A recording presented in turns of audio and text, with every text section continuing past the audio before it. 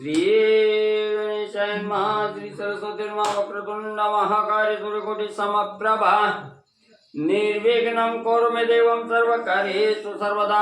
गणनाथ रवि शुक्र बृहस्पति पंचताने स्मरे नित्यवेदवाणी प्रवर्तते। गुरुर्ब्रह्मा गुरुर्विष्णु गुरुदेव महेश्वरा गुरुः साक्षात् परब्रह्म तस्मै श्री गुरवे नमः। श्रोतावत्त तोचितु देवा श्री रुक्मिणी वरा पांडुरंगाय नमः। पुंडलिकावते हरि विठ्ठल श्री ज्ञानदेव तुकाराम पंढरीनाथ भगवान की जय। श्री नवनाथ महाराज की जय।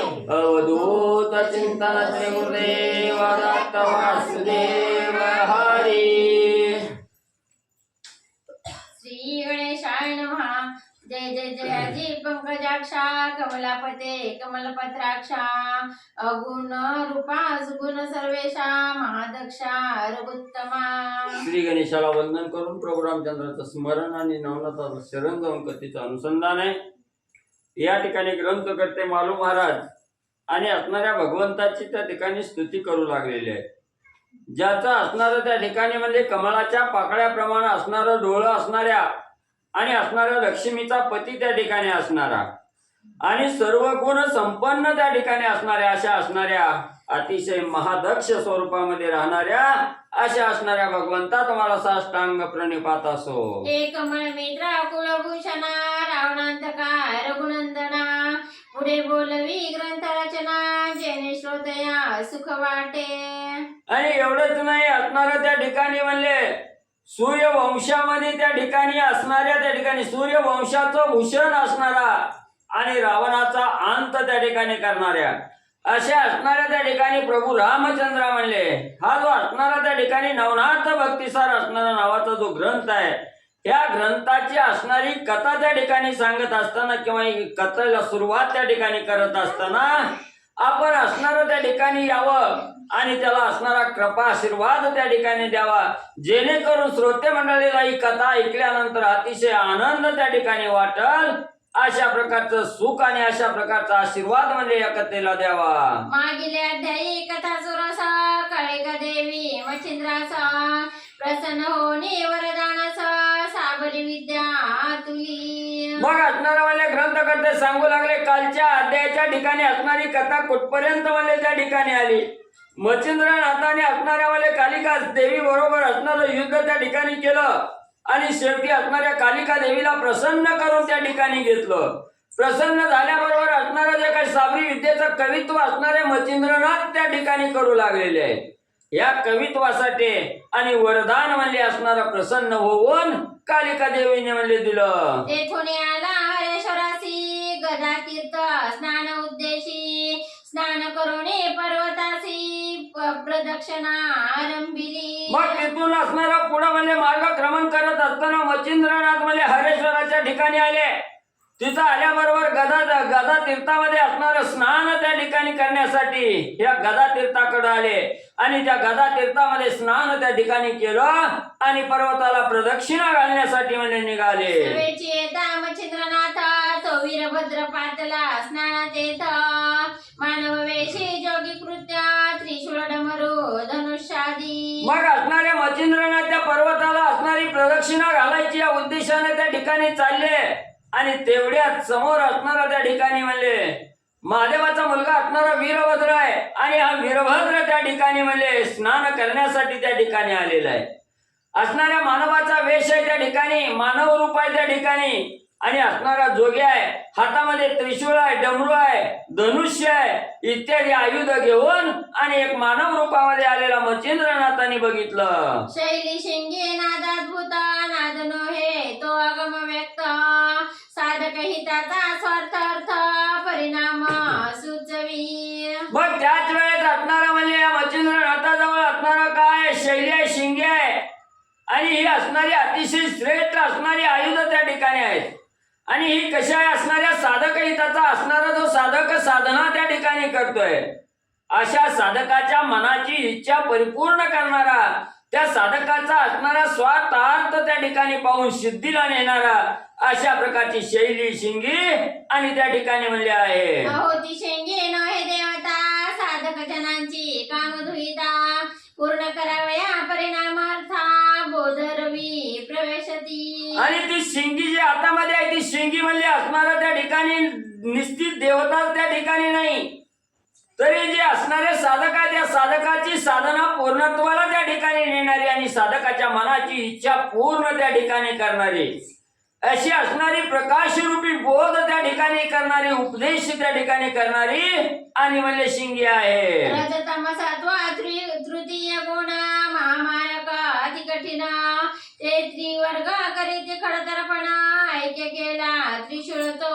मग त्या ठिकाणी असणारा रज तम आणि सत्व ही 3 गुण आहे. त्या ठिकाणी असणारा भगवंत हा 3 गुणारहित त्या ठिकाणी असणारा भगवंत आहे आणि या 3 गुणाचा असणारा नाश करणारा अतिशय खडतर असणारा रज तम आणि सत्व ही 3 गुण ज्याच्यामध्ये त्या ठिकाणी सामावले गेले, या 3 गुणाचा नाश करणारा त्या ठिकाणी असा असणारा त्रिशूळ आणि त्या ठिकाणी म्हणले विराजमान दिसू लागलेला आहे. यापरी आगमनी गम बीजे सार व्यक्त तेज पुंजे तयाची पंथिका दावी करांबुजे विशाल डमरू विराजला.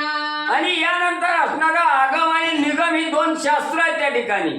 या शास्त्रापेक्षा श्रेष्ठ त्या ठिकाणी असणारी किंवा या शास्त्रानं मान्यता दिलेली आणि प्रत्येक साधकाच्या मनाची इच्छा पूर्ण त्या ठिकाणी करणारी ही जशी आगम आणि निगम ही 2 शास्त्र श्रेष्ठ त्या ठिकाणी आहेत, तसा असणारा हा विशाल स्वरूपामध्ये आणि हातामध्ये डमरू त्या ठिकाणी दिसू लागलेला आहे. सगुण कथा समसाधू गुणी भरला गुणाती तू नवरंग शांत झाला व्यक्तू हरिगुणीची भक्त होई का.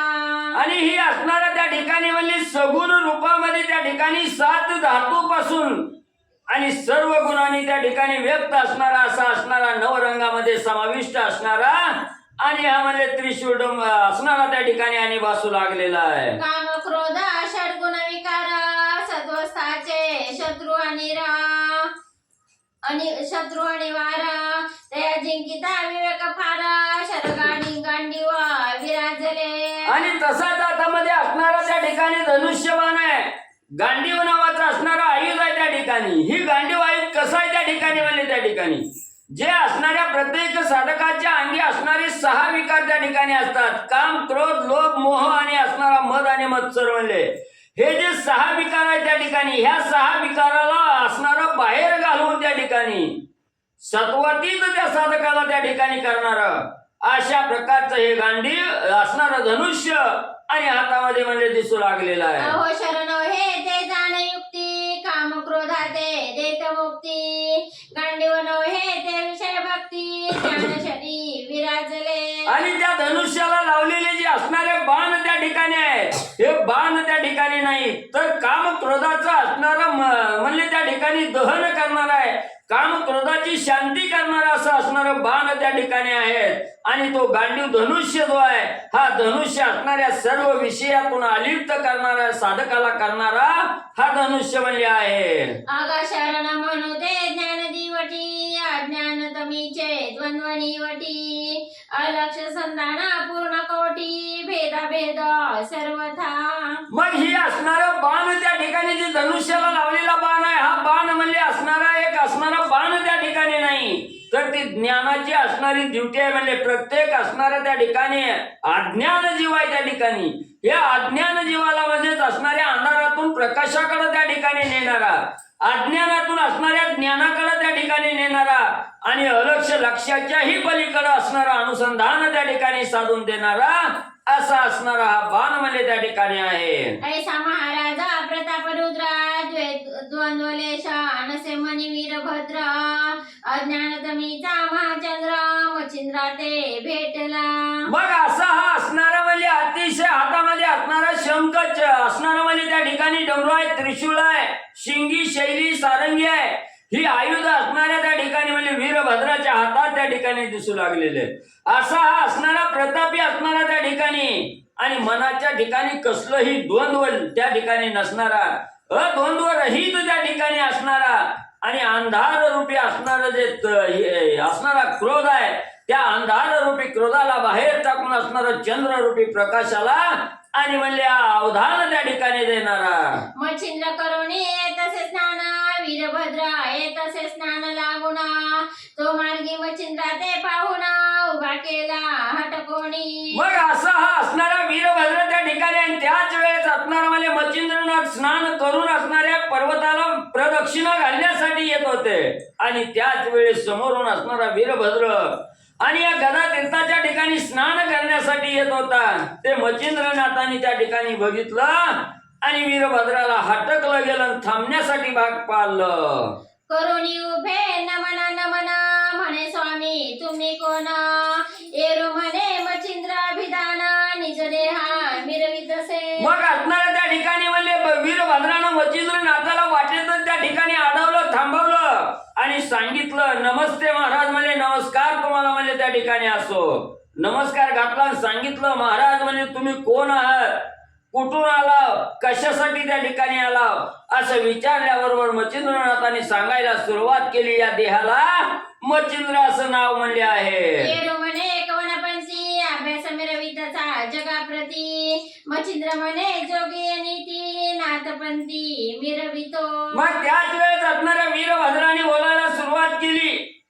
तुम्ही कुठला मार्ग म्हणजे त्या ठिकाणी स्वीकारलेला आहे, जेणेकरून या असणाऱ्या जगातील सर्व लोकांना त्या ठिकाणी ज्ञान मिळेल असा मार्ग म्हणजे कोणता तुम्ही त्या ठिकाणी स्वीकारला गेला असं विचारल्यावर मच्छिंद्रनाथ त्या ठिकाणी सांगू लागले आम्ही असणार जोगी म्हणजे त्या ठिकाणी आहात आणि जोग्याच्या नीतीप्रमाणे जे असणारा मार्ग आहे त्या ठिकाणी हा नाथपंथाचा मार्ग आहे आणि हा नाथपंथ आम्ही म्हणजे मिरवतो. एरू म्हणे कोण दर्शना मच्छिंद्र म्हणे जोगी महिमान शैली कंथा मुद्राभूषण निजांगी मिरवितसे. मग त्यावेळेस वीरभद्राने विचारलं महाराज म्हणे तुम्ही असणाऱ्या त्या ठिकाणी काय म्हणले त्या ठिकाणी बरोबर घेता, कुणाच्या सानिध्यात त्या ठिकाणी राहता. त्याच वेळेस मच्छिंद्रनाथांनी सांगितलं आम्ही असणार जोगी आहोत.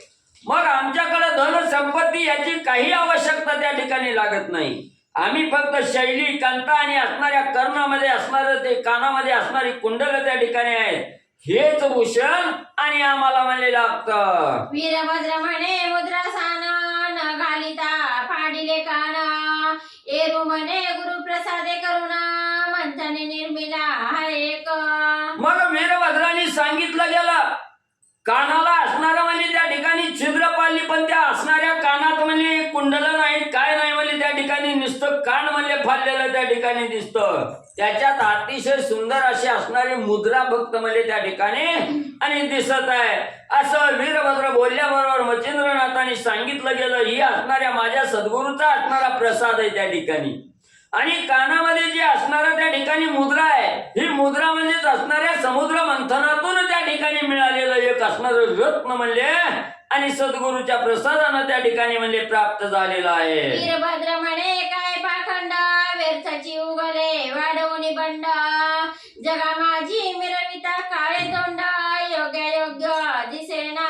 मग एवढ्या असणाऱ्या मच्छिंद्रनाथांनी सांगितल्याबरोबर वीरभद्राला राग आला. वीरभद्र म्हणू लागले काय म्हणे ही पाखंडपणा म्हणे त्या ठिकाणी लावलाय, व्यर्थ आहे म्हणे सगळं उग म्हणे स्वतःचा मोठेपणा स्वतःची वाहवा त्या ठिकाणी करायची म्हणून म्हणजे काळ तोड करायचं आणि जगात म्हणजे त्या ठिकाणी उपदेश करीत फिरायचा ही काही योग्य म्हणजे वाटत नाही. तरी आता योग मुद्रा सोडी ह्या नसती उत्तमा नाहीतरी शिक्षा पावसी नेमा ठाई ठाई महाराजा. मग वीरभद्र त्या ठिकाणी बोलू लागलेला हे मच्छिंद्रनाथा म्हणजे ही काही असणारा योगाचा वेश त्या ठिकाणी घेतलाय जगाला भुलवण्यासाठी म्हणजे हे कार्य तुम्ही त्या ठिकाणी करायला लागला म्हणून हा असणारा योगी वेश त्या ठिकाणी सोडा. ह्या कानामध्ये जे असणाऱ्या मुद्रा त्या ठिकाणी धारण केलेल्या आहेत ह्या मुद्रा व्यर्थ आहेत म्हणजे त्या ठिकाणी ही सगळं काढून टाका नाही तर म्हणजे आता तुम्हाला शिक्षा म्हणजे दिल्याशिवाय राहत नाही असं वीरभद्र मच्छिंद्रनाथाला बोलले. आगात वा गुरु ऐसा कोणा वेद विद्येच्या प्राज्ञे करुणा पूर्णागळी का पंथ निर्गुणा जगा माझी मिरवितो. असणारा त्या ठिकाणी गुरुचा मोठेपणा म्हणजे त्या ठिकाणी सांगतोय म्हणजे एवढा असणाऱ्या वेदाचं ज्ञान त्या ठिकाणी असणारा वेदामध्ये पारंगत त्या ठिकाणी असणारा असा तुझा असणारा गुरु कोण आहे म्हणजे ह्या असणारा पूर्ण वेगळाच म्हणजे मार्ग त्या ठिकाणी दाखवायला लागला आणि जगामध्ये त्या ठिकाणी मिरवायला लागला. असा तुझा असणारा गुरु आणि कोण आहे?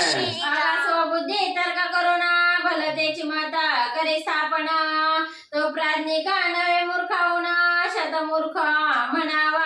मग असणारा त्या ठिकाणी वीरभद्र बोलू लागलाय. जो असणारा साधक म्हणजे असणारा त्या ठिकाणी ज्ञानाच्या गोष्टी सांगतोय ती बी आपल्या मनाला वाटेल ती त्या ठिकाणी सांगतोय. जी काही शास्त्रानं बंधन घालून दिलं त्या शास्त्राच्या बंधनाचा विचार न करता जो आपल्या स्वबुद्धीनं त्या ठिकाणी तर्कानं म्हणजे त्या ठिकाणी काहीही म्हणजे असणारी कला त्या ठिकाणी करतो आणि जगाला आपल्या मनाला वाटेल तसा उपदेश त्या ठिकाणी करतो. ही काही योग्य म्हणजे त्या ठिकाणी नाही. त्याला सज्ञान म्हणजे म्हणू नये. तो अतिशय शतमूर्ख त्या ठिकाणी असतोय. त्याच्या असणाऱ्या मूर्खपणाची असणारी गणतीच म्हणजे त्या ठिकाणी करता येत नाही.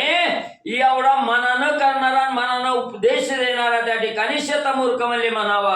ऐसे ऐकता भद्र गोष्टी मच्छिंद्र संतप्त झाला पोटी म्हणे मशका खोटी वल्गना करीसी अपार. मग एवढा असणाऱ्या त्या ठिकाणी म्हणजे दुर्बुद्धीचे बोल असणाऱ्या वीरभद्राने मच्छिंद्रनाथाला बोलले. मच्छिंद्रनाथाने ऐकलं गेलं. अतिशय राग त्या ठिकाणी आला.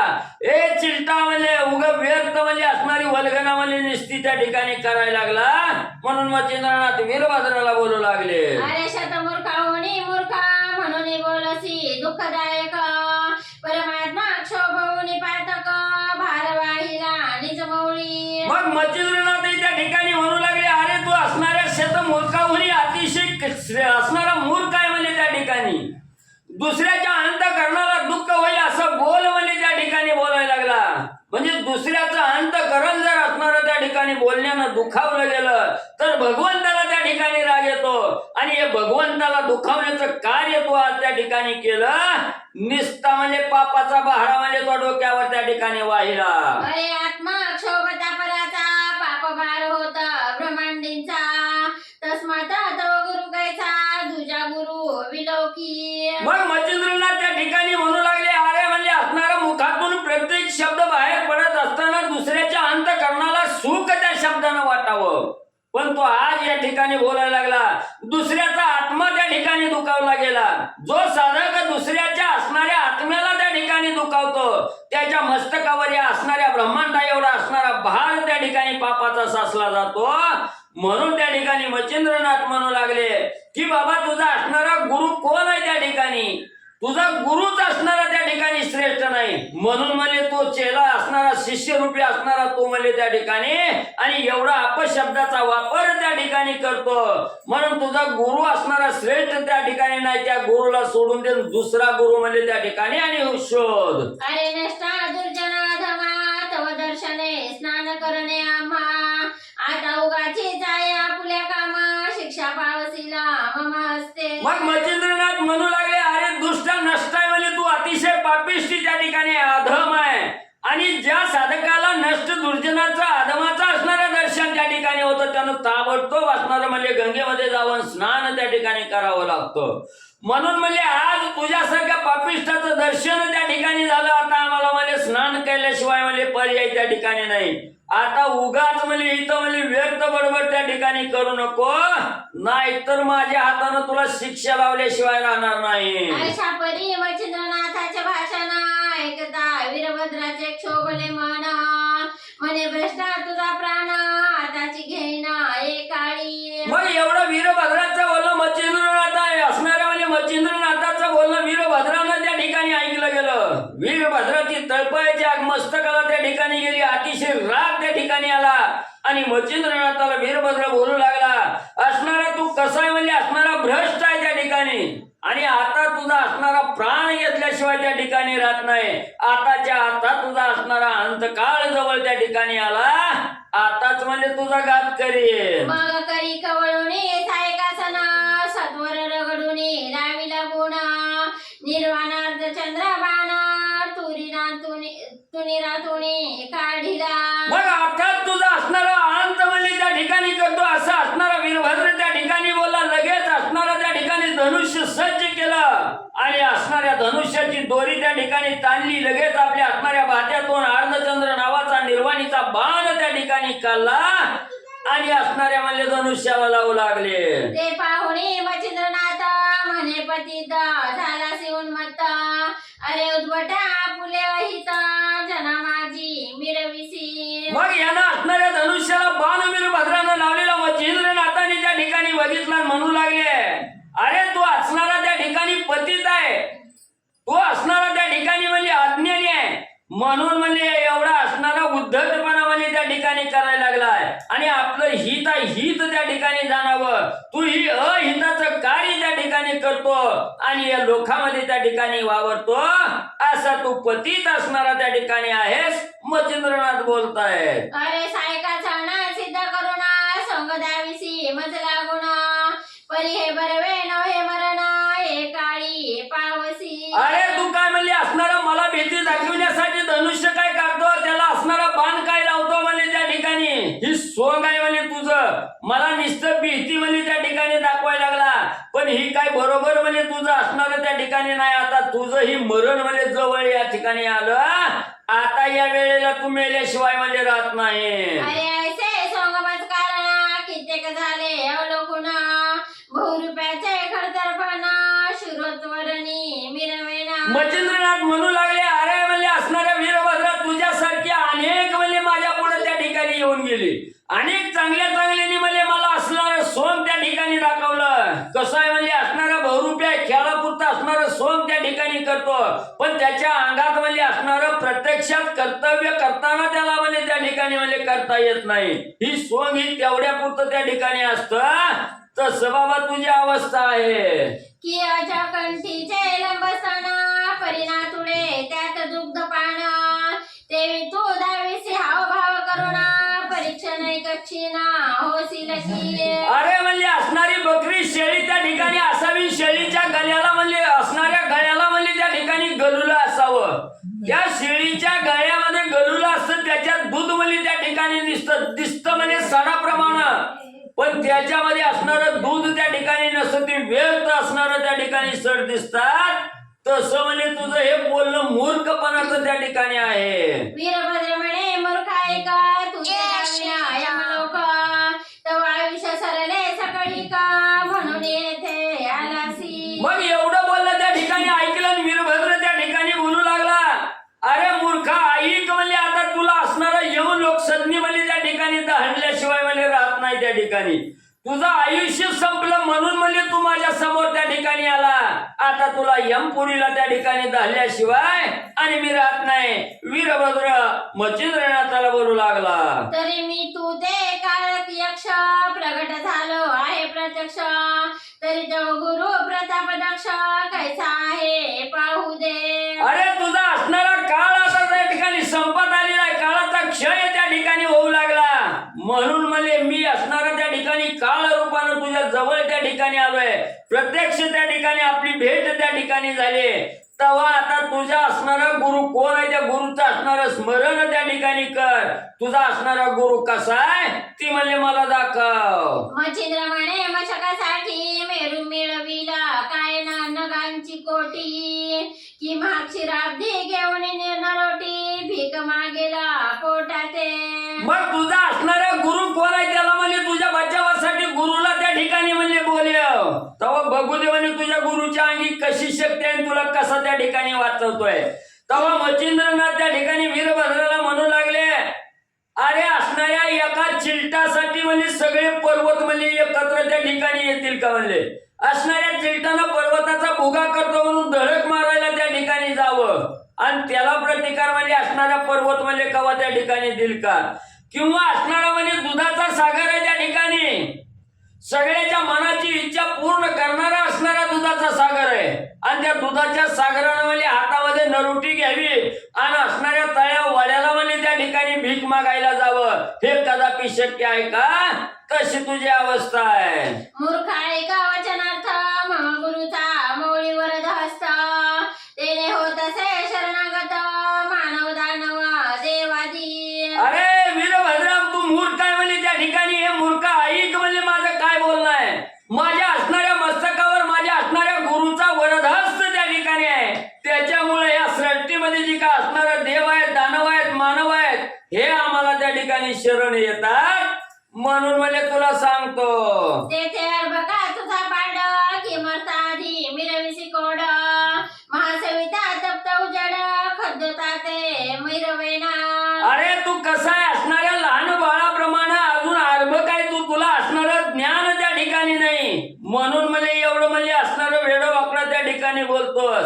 असणारा त्या ठिकाणी म्हणजे अतिशय श्रेष्ठ तेज देणारा असणारा सूर्य त्या ठिकाणी असावा आणि त्या सूर्याची बरोबरी असणाऱ्या सोनकिड्यानं म्हणजे त्या ठिकाणी आणि करावी का. वीरभद्र म्हणे तू काय करीशी मरण काळी फाटा फुटला तुझसी आता क्षणाची भूमी पाशी करीन नव्हता सियासे. मग मच्छिंद्रनाथाचं एवढं बोललं वीरभद्रानं त्या ठिकाणी ऐकलं आणि वीरभद्र असणाऱ्या मच्छिंद्रनाथाला म्हणू लागला आता म्हणजे ज्याचा मरण काळ जवळ आला की त्या असणाऱ्या साधकाच्या मुखातून निस्ती म्हणजे व्यर्थ बडबडी म्हणजे त्या ठिकाणी सुटते आणि तीच अवस्था तुझी आता त्या ठिकाणी झाली. आता एका क्षणात म्हणजे तुला असणारा धरणी म्हणजे त्या ठिकाणी करून टाकेल. आता म्हणजे धरणीला लोळवीन. अरे तव ग्रीवे ते काळ पाशा आधीच पावले आयुष्य नाश म्हणून मूर्खा तू त्या होसा एवादा स्फुरलासी. अरे तुझ्या असणाऱ्या ग्रीवेला असणाऱ्या मानेला म्हणजे काळानं फास म्हणजे त्या ठिकाणी टाकलाय आणि आधी त्याच्यात म्हणजे तुझं आयुष्य त्या ठिकाणी सरलं वर्ण काळाचा फास म्हणजे त्या ठिकाणी पडला म्हणून म्हणजे तुला ही असणाऱ्या मूर्खपणाचा वाद घालण्याचा म्हणजे त्या ठिकाणी सुचलं. आता तुझा अंत केल्याशिवाय त्या ठिकाणी राहत नाही. वीरभद्र मच्छिंद्रनाथाला बोलू लागला ऐसे म्हणून वीरभद्राने गुणी सज्जिले अस्त्रविंदना म्हणे भ्रष्ट सावधान राममंत्र जल्पिका. मग असं असणाऱ्या वीरभद्रानं त्या ठिकाणी मच्छिंद्रनाथाला सांगितलं आणि आपला असणारा लगेच गांडीव नावाचं धनुष्य त्या ठिकाणी सज्ज केलं. धनुष्याला बाण त्या ठिकाणी लावला आणि मच्छिंद्रनाथाला वीरभद्र बोलू लागला अरे भ्रष्टा आता असणार म्हणजे त्या ठिकाणी रामाचा मंत्र म्हणजे जप. मच्छिंद्र म्हणे राम मंत्र तू ते वाटला अपवित्र परितेण्याची सुखी पंचवक्र दुःखलेशी मुकलासे. मग त्यानं असणारा त्या ठिकाणी म्हणजे उपरोधिकपणानं त्या ठिकाणी सांगितलं तुझा असणारा अंत केल्याशिवाय राहत नाही आणि मरणकाळ जवळ आला की प्रत्येकानं राममंत्र त्या ठिकाणी जपावा हे उपरोधिक त्या ठिकाणी बोलला गेला वीरभद्र. त्याच वेळेस असणारे मच्छिंद्रनाथ त्या ठिकाणी म्हणू लागले अरे तुला काय असणारा राममंत्र हा अपवित्र त्या ठिकाणी वाटला का. या रामनामाच्या जोरावर कित्येक साधक त्या ठिकाणी तरुण गेली. एवढंच नाही असणारा पार्वतीचा पती कैलासाच्या ठिकाणी अधिवास करणारा शंकर आहे. हा शंकर म्हणजे अखंड रात्रंदिवस त्या राममंत्राचा जप म्हणजे त्या ठिकाणी करतो. एवढा राममंत्र म्हणजे तारून नेण्यासाठी आणि श्रेष्ठ आहे. अरे राममंत्रे वाळल्या तरला ते नाम तारिला आसाची मजला परिसावध तू होई का वहिला राममंत्रा वेगळा. अरे या रामनामाच्या जोरावर त्या ठिकाणी वाल्या कोळ्याचा असणारा वाल्मिकी ऋषी त्या ठिकाणी झाला. वाल्या ह्या रामनामाच्या मंत्राच्या जोरावर असणारा वाल्या ऋषी असणारा त्या ठिकाणी तारुण म्हणजे त्या ठिकाणी गेला आणि तोच राममंत्र मलाही आज त्या ठिकाणी तारुण नेल्याशिवाय त्या ठिकाणी राहत नाही. पण असणाऱ्या वीरभद्रा तूच आता सावध त्या ठिकाणी हो कारण तुझ्या जवळ राम मंत्र म्हणजे शिल्लक राहिला नाही. ऐसे म्हणून कक्ष झोळी विलोकुनी भस्म करी कवळी मग शस्त्रास्त्री तेने काळी वज्र स्थापना जलपतसे. आता तू म्हणजे रामनामा विरहित म्हणजे त्या ठिकाणी आहे म्हणून तूच आता म्हणजे सावध त्या ठिकाणी हो असं वीरभद्राला मच्छिंद्रनाथांनी सांगितलं गेलं. लगेच आपल्या असणाऱ्या काकेच्या जुळीमध्ये हात त्या ठिकाणी घातला. भस्म चिमुटी त्या ठिकाणी काढली. त्या भस्मावर वज्रास्त्राचा असणारा प्रयोजन त्या ठिकाणी केलं. वज्राचा असणारा मंत्र त्या ठिकाणी आणि म्हणजे जलपिला गेला. पूर्ण प्रयोग घालून गाठी भोवती फिरवी भस्मची मोठी तेने करुणी वज्र दाटी दाही दिशा मिरवितसे. मग या असणाऱ्या वज्रास्त्राची भस्म चिमुटी असणाऱ्या मच्छिंद्रनाथाने आपल्या भोवती म्हणजे सगळीकडे त्या ठिकाणी टाकली गेली आणि सगळं वज्राचं कवच त्या ठिकाणी निर्माण केलं. 10 दिशाला वज्र म्हणजे त्या ठिकाणी टाकून आणि कवच निर्माण केलं. आणि करी कवळणी भस्मा याची विलोकी योग ध्रुमा तो वीरभद्रे सायके परमा निर्वाण बाण सोडिला. मग म्हणजे स्वतःभोवती वज्र कवच त्या ठिकाणी निर्माण केलं पुन्हा असणारी भस्म चिमुटी त्या ठिकाणी घेतली आणि ती भस्म चिमुटी सोडणार एवढ्यात असणाऱ्या वीरभद्रानं बघितलं गेलं आणि आपल्या धनुष्याला बाण लावून त्या ठिकाणी निर्वाणीचा बाण मच्छिंद्रनाथाच्या दिशेनं वीरभद्राने म्हणजे सोडला. तो बाणे ताकीन काटत दृष्टी पाहे मच्छिंद्रनाथ मग आपुले मानी मनात बाण आहे मग त्या ठिकाणी असणाऱ्या वीरभद्रानं धनुष्यातून सोडलेला बाण त्या ठिकाणी भला मोठा आवाज करत किंकाटत त्या ठिकाणी येऊ लागला. मच्छिंद्रनाथाने बघितलं गेलं या बाणामध्ये काही व्यर्थ नाही, गवताच्या काडीप्रमाणे असणारा बाण त्या ठिकाणी येऊ लागला. हे मच्छिंद्रनाथाने पाहिलं. ऐसे म्हणून स्तब्ध दृष्टी उभा करी कवळोनी भस्माची मोठी तो बाण नभापोटी संचरुनी उतरत असे. मग असा असणारा बाण त्या ठिकाणी येऊ लागलेला आहे. मच्छिंद्रनाथाने शांतपणे उभा राहून त्या ठिकाणी बघितलं आणि हातामध्ये असणारी भस्माची चिमुटी त्या ठिकाणी घेतली आणि समोर बघितलं गेलं तेव्हा तो आलेला जो बाण होता वीरभद्राचा तो बाण आकाशा मार्गातून आलेला आहे जमिनीवर त्या ठिकाणी उतरू लागलेला बघितला गेला. मच्छिंद्रनाथा ते लक्षुणा खाली उतरत असे घ्यावया प्राण तो सबळ बळे वज्र येऊन प्रहार करीते पै झाले. मग वीरभद्रानं सोडलेला बाण आकाश मार्गाने सळसळ करत बाण त्या ठिकाणी आला. वीरभद्राचा प्राण घेण्यासाठी तो बाण वीरभद्राकडे येऊ लागला. त्याच वेळेस मच्छिंद्रनाथाने सोडलेलं जे वज्रास्त्र त्या ठिकाणी होतं ते वज्रास्त्र त्या बाणावर त्या ठिकाणी आणि म्हणजे आदळलं गेलं. ते वज्र वरिष्ठ आदळताची बाण झाला पिष्ट ते पाहुनी वीरभद्र वरिष्ठ परमचित्ती क्षोभला. मग तो बाण त्या ठिकाणी यायला लागला. त्याच वेळेस मच्छिंद्रनाथाच्या असणाऱ्या वज्रास्त्राने त्याच्यावर मारा त्या ठिकाणी केला आणि वज्रास्त्र बाणावर त्या ठिकाणी आदळल्याबरोबर बाणाचं पिट्ट त्या ठिकाणी झालं आणि वीरभद्रानं बघितलं आपला बाण नेस्त नाबूद त्या ठिकाणी झाला, व्यर्थ त्या ठिकाणी गेला. हे बघितलं अतिशय राग वीरभद्राला आणि वीरभद्र काय करू लागला. मग शक्ती अस्त्र दैदिप्यमान योजित झाला रुद्र नंदन सज्ज करून सायक संदन साधुनिया प्रेरिले. मग असणारा त्या ठिकाणी शक्ती अस्त्र असणारा म्हणजे त्या ठिकाणी घेतलं आणि दुसरा असणारा त्या ठिकाणी महादेवाचा मुलगा असणारा वीरभद्राने दुसरा असणारा धनुष्य हातात घेतला. धनुष्याला बाण त्या ठिकाणी लावला. त्याच्यावर असणारा शक्ती अस्त्राचा मंत्र त्या ठिकाणी मारला आणि त्या बाणाची प्रेरणा असणारा वीरभद्र करू लागला. सर्वेची काढून दुसरा बाण नागास्त्र तयावरी स्थापून तोही चुंबिता पावला गगना पाठोपाठ शक्तीच्या.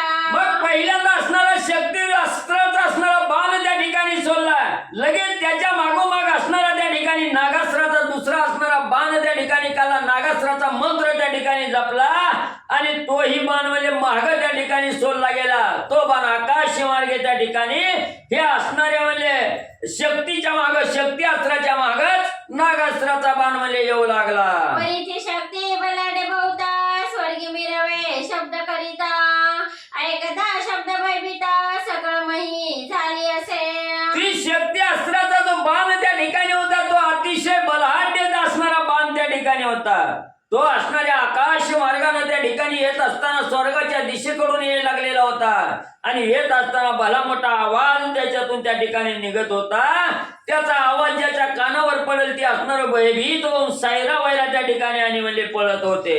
गजपळाचे राणा शेषान ठेवी आपुली मान वरा पावणे अति निर्वाण दंताने मही सरसावी. मग त्या ठिकाणी असणाऱ्या त्या बाणाचा आवाज असणारा त्या ठिकाणी म्हणजे कानावर पडला.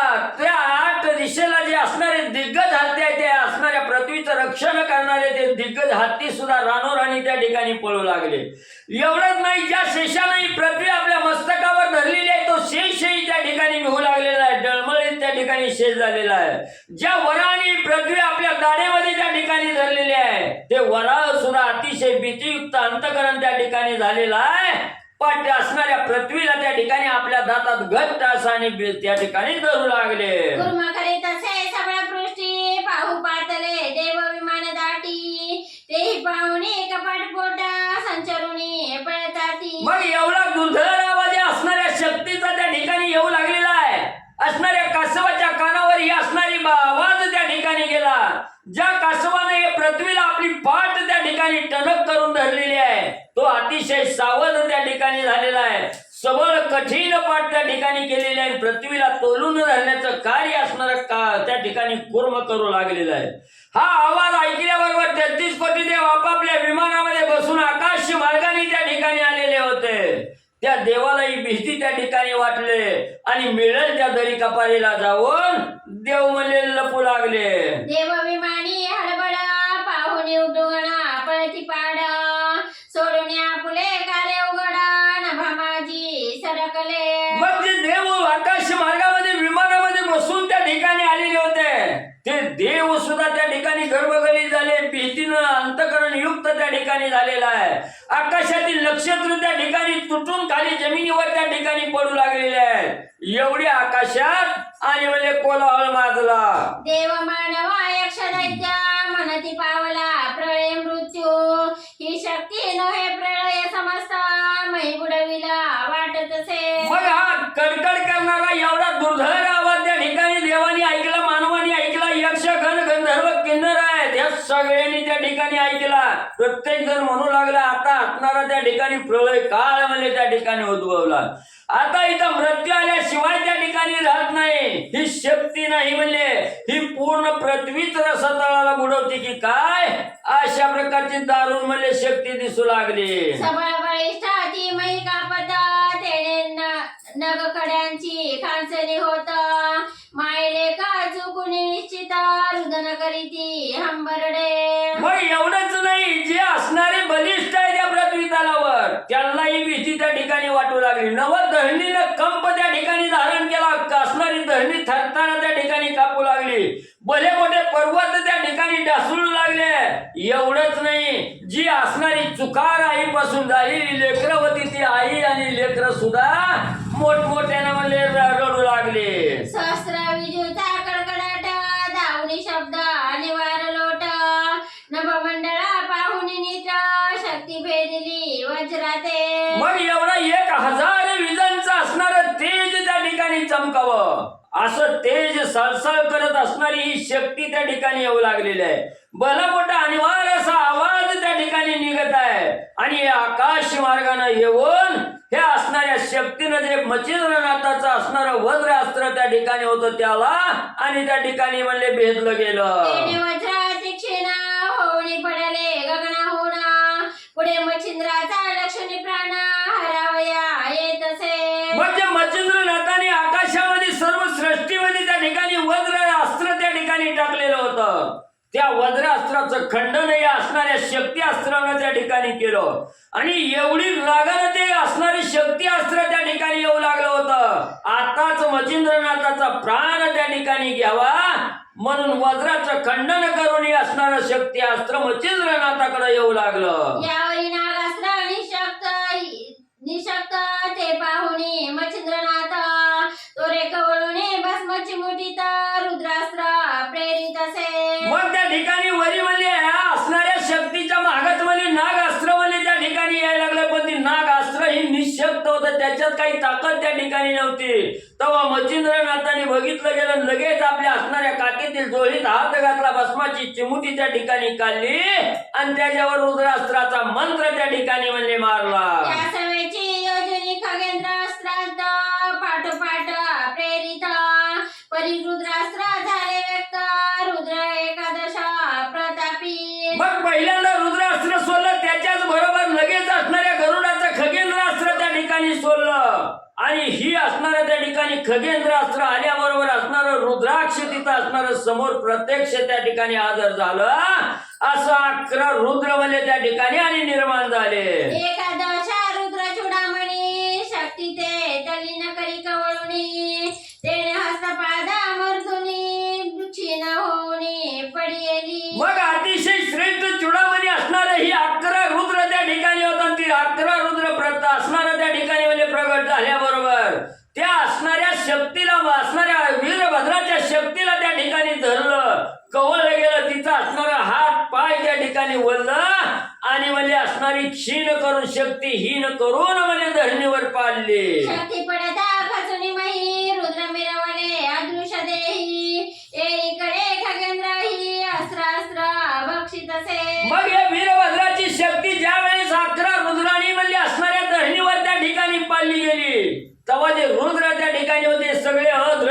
ठिकाणी झाले, दिशेनाशे झाले.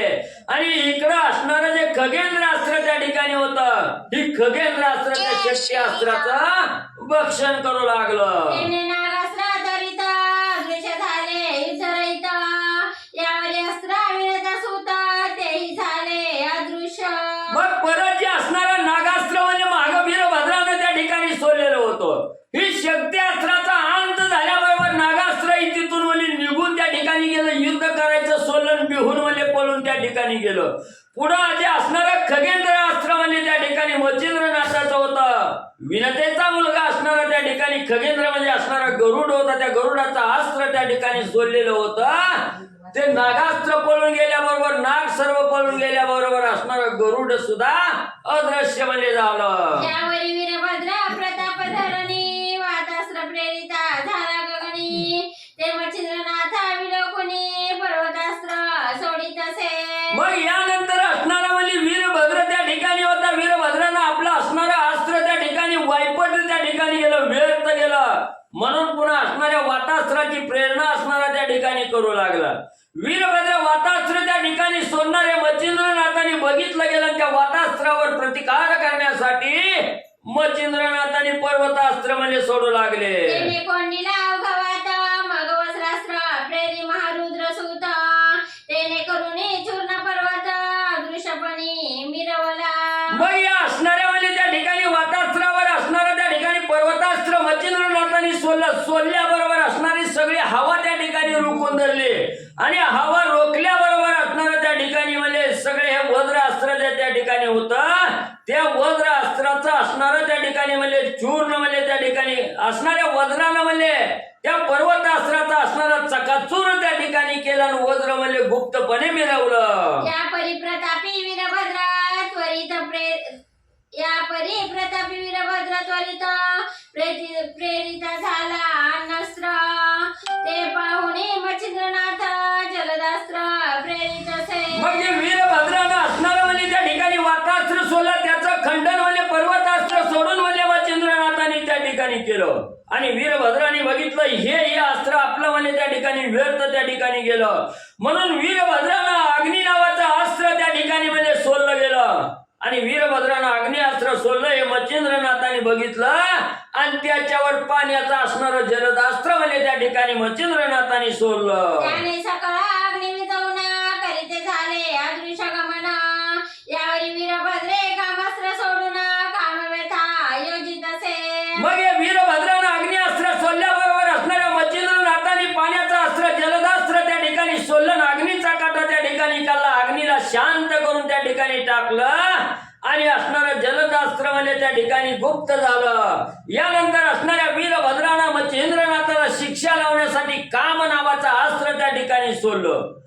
ज्याच्या अंगी असणारा काम त्या ठिकाणी म्हणजे उत्पन्न झाला, त्याला काम प्राप्त झाल्याशिवाय किंवा मनाची इच्छा पूर्ण झाल्याशिवाय त्याची व्यथा त्या ठिकाणी थांबत नाही. असं असणारं एक कामास्त्र त्या ठिकाणी सोडलं, जेणेकरून वीरभद्राला व्यथा त्या ठिकाणी निर्माण होतील अशी योजना वीरभद्र करू लागला. यावरी विरक्तनाथ मच्छिंद्र प्रेरित झाला रथ्यास्त्र. त्याने करुणी काम पळत सुख पावला रती संगे. मग ज्यावेळेस कामास्त्र असणाऱ्या वीरभद्राने त्या ठिकाणी सोडलं, हे काम रहित असणारे मच्छिंद्रनाथ त्या ठिकाणी होते. विरक्त असणारे मच्छिंद्रनाथ त्या ठिकाणी होते. त्या मच्छिंद्रनाथाने त्या कामास्त्रावर रथ्यास्त्र त्या ठिकाणी सोडलं गेलं. ते असणारं रथ्यास्त्र त्या ठिकाणी आल्याबरोबर असणारा काम त्या ठिकाणी पळून गेला. आणि तो काम पळून गेला. रतीच्या मागे त्या ठिकाणी रती सुखामध्ये लोलुप म्हणले झाला. श्री प्रभू रामचंद्राय नमः. यावरी वीरभद्र दक्ष प्रेरित झाला मोराग्रस्त्र. ते पाहुणी मच्छिंद्रनाथ संजीवनी प्रेरित असे. मग असणारा त्या ठिकाणी काम अस्त्रावर रथीअस्त्र त्या ठिकाणी सोडलं. रथीअस्त्र आल्याबरोबर असणारा काम त्या ठिकाणी पळून गेला आणि रथीच्या मागे त्या ठिकाणी लागला. यानंतर असणाऱ्या वीरभद्र दक्ष त्या ठिकाणी झाला. त्यांनी असणाऱ्या महान असणाऱ्या रोगाचं अस्त्र त्या ठिकाणी सोडलं. आणि ते रोगाचं अस्त्र सोडलेलं मच्छिंद्रनाथाने बघितलं आणि त्याच्यावर संजीवनी अस्त्र त्याला प्रतिकार म्हणून मच्छिंद्रनाथाने सोडलं, रोगाला शांत केलं. वीरभद्र तो वैष्णव नर प्रेरित झाला दानवास्त्र.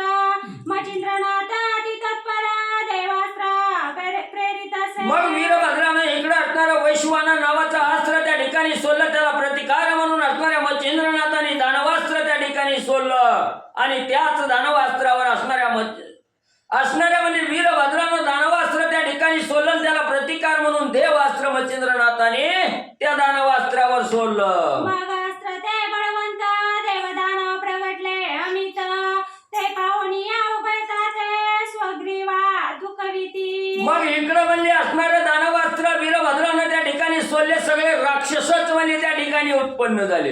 इकडं मच्छिंद्रनाथाने देवाचं अस्त्र सोडलं, सगळे देव त्या ठिकाणी म्हणजे निर्माण झाले आणि एवढी दाटी असणाऱ्या म्हणजे त्या ठिकाणी पृथ्वीवर झाले, सगळेजण मानात म्हणजे त्या ठिकाणी आणि तुकावू लागले. परस्पर धन्य धन्य वदनी हृदयी करीती मान, गदगदोनी हास्य वचन एकमेका बोलती. मग इकडं असणारे देव आहेत, इकडं असणारे राक्षस आहेत, ही दोघंही त्या ठिकाणी उत्पन्न झाली, एकमेकाला बघू लागली, हसू लागली, एकमेकाला काय त्या ठिकाणी बोलू लागली. वीरभद्र म्हणे सकळे मही, वीर जिंकले भद्र युद्धे प्रवाही, परी मचिंद्रा तुझ समान देही देखिला नाही कोणीच. मग त्या ठिकाणी जशाला तसा ठग त्या ठिकाणी मिळाला की समोरचा शांत त्या ठिकाणी होतोय आणि वीरभद्रानं त्या ठिकाणी ओळखलं. वीरभद्र असणारा त्या ठिकाणी मच्छिंद्रनाथाला म्हणू लागला, तो सगळ्या वीराला म्हणजे त्या ठिकाणी जिंकलं, तुझ्यासारखा दुसरा योद्धाच म्हणजे मी आजपर्यंत त्या ठिकाणी आणि कोणी म्हणजे बघितला नाही. मचिंद्र म्हणे वरद हस्त पुढे पा भद्र जात, एरी म्हणे अविनाशवंत गुरु आहे माझा की. मग त्यानंतर असणाऱ्या मच्छिंद्रनाथाने बोलायला सुरुवात केली. असणारा म्हणजे त्या ठिकाणी माझ्या सद्गुरूचा वरदहस्त माझ्या असणाऱ्या म्हणजे त्या ठिकाणी मस्तकावर आहे. आता तुझा जो असणारा गुरु आहे त्या ठिकाणी तो गुरु कोण आहे.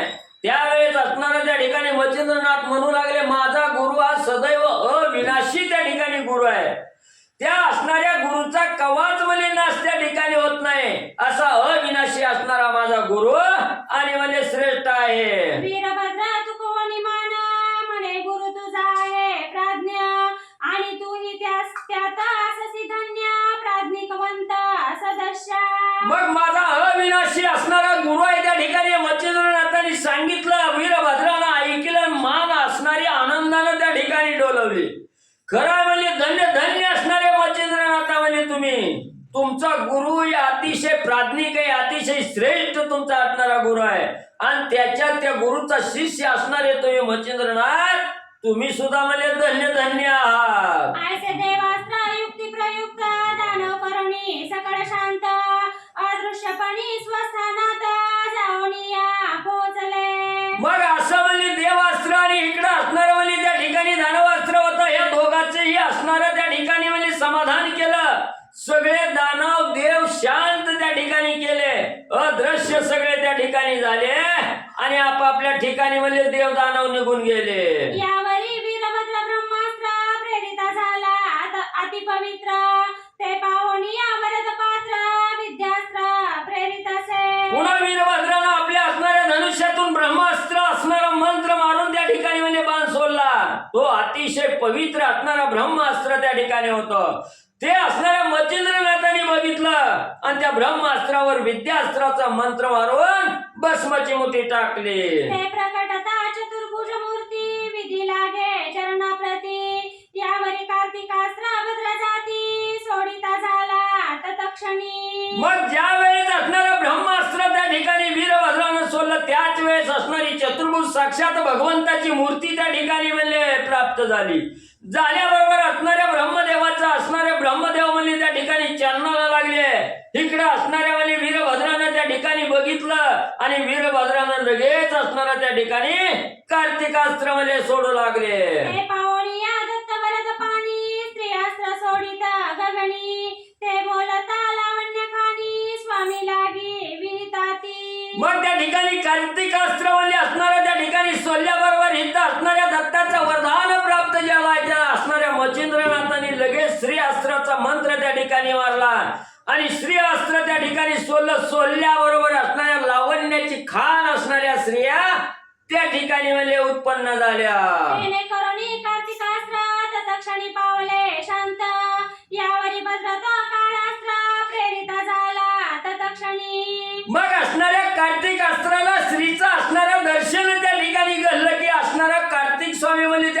थांबत नाही.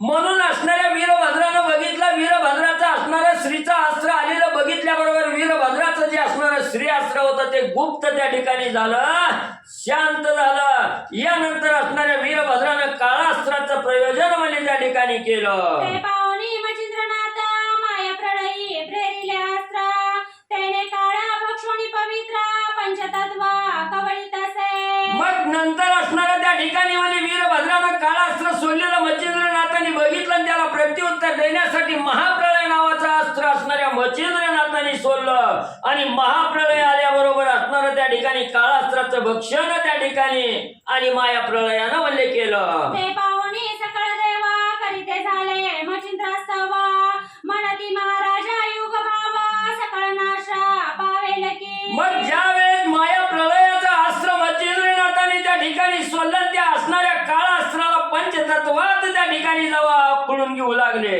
तेव्हा असणारे सगळे देव त्या ठिकाणी मच्छिंद्रनाथाला म्हणू लागले, मच्छिंद्रनाथा तुम्ही महान असणारी योगी त्या ठिकाणी आहात, आणि एवढं जर घटीत तुम्ही असणार माया प्रळय त्या ठिकाणी सोडलं, सगळ्या सृष्टीचा जर नाश त्या ठिकाणी करायचा म्हटलं तर काय हाती म्हणजे त्या ठिकाणी लागणार आहे, सगळ्याचा अंत म्हणजे त्या ठिकाणी होईल. म्हणती महाराजा कलिभाग पुढे आहे अनंत युग, तो आजी तुम्ही सकळ याग विनाश रूपी पाहता की. मग महाराज म्हणले अजून म्हणजे असणारा कलियुग यायचा आहे, त्याच्या पुढे असणारा अनंत युग आहे त्या ठिकाणी, अजून अनेक कार्य म्हणजे त्या ठिकाणी घडायचं आणि हितच पृथ्वीचा नाश केला तर पुढचं कार्य राहील म्हणले.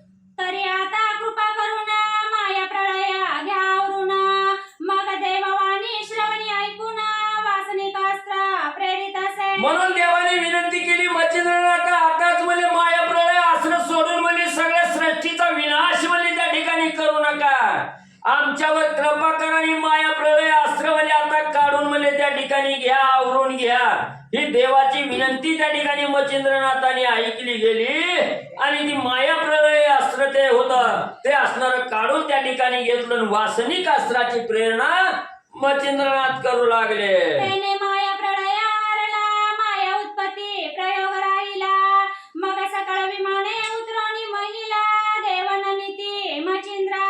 मग माया प्रळय अस्त्र त्या ठिकाणी काढून घेतलं, काढून घेतल्याबरोबर तिथली माया चवली त्या ठिकाणी सगळी वल्ली निघून गेली आणि निघून गेल्याबरोबर तिथं असणाऱ्या त्या ठिकाणी सगळ्याला आनंद झाला. प्रत्येक देव जी विमानात बसून आकाशात म्हणजे त्या ठिकाणी थांबलेले होते त्या सगळ्यांनी असणाऱ्या विमानातून उतरलेले असणाऱ्या पृथ्वी तलावर म्हणजे आले मच्छिंद्रनाथाला नमस्कार करू लागले. ब्रह्मा विष्णू आणि रुद्र स्तवने केला शांत मच्छिंद्र, मग सन्निध बोलवणी वीरभद्र करी करा ओ पिती. मग इकडे असणाऱ्या देवानी बघितला गेला ब्रह्मा विष्णू महेश तिन्ही देव त्या ठिकाणी आले, मच्छिंद्रनाथाच्या समोर त्या ठिकाणी मच्छिंद्रनाथाला नमस्कार केला. असणारे वेगवेगळ्या प्रकारे आपापल्या परीने असणाऱ्या मच्छिंद्रनाथाची स्तुती केली, मच्छिंद्रनाथाचा राग शांत त्या ठिकाणी केला आणि महादेवजींनी पोराला बोलवून जवळ त्या ठिकाणी घेतलं, वीरभद्राला बोलवून घेतलं आणि वीरभद्राचा हात मच्छिंद्रनाथाच्या हातात देऊन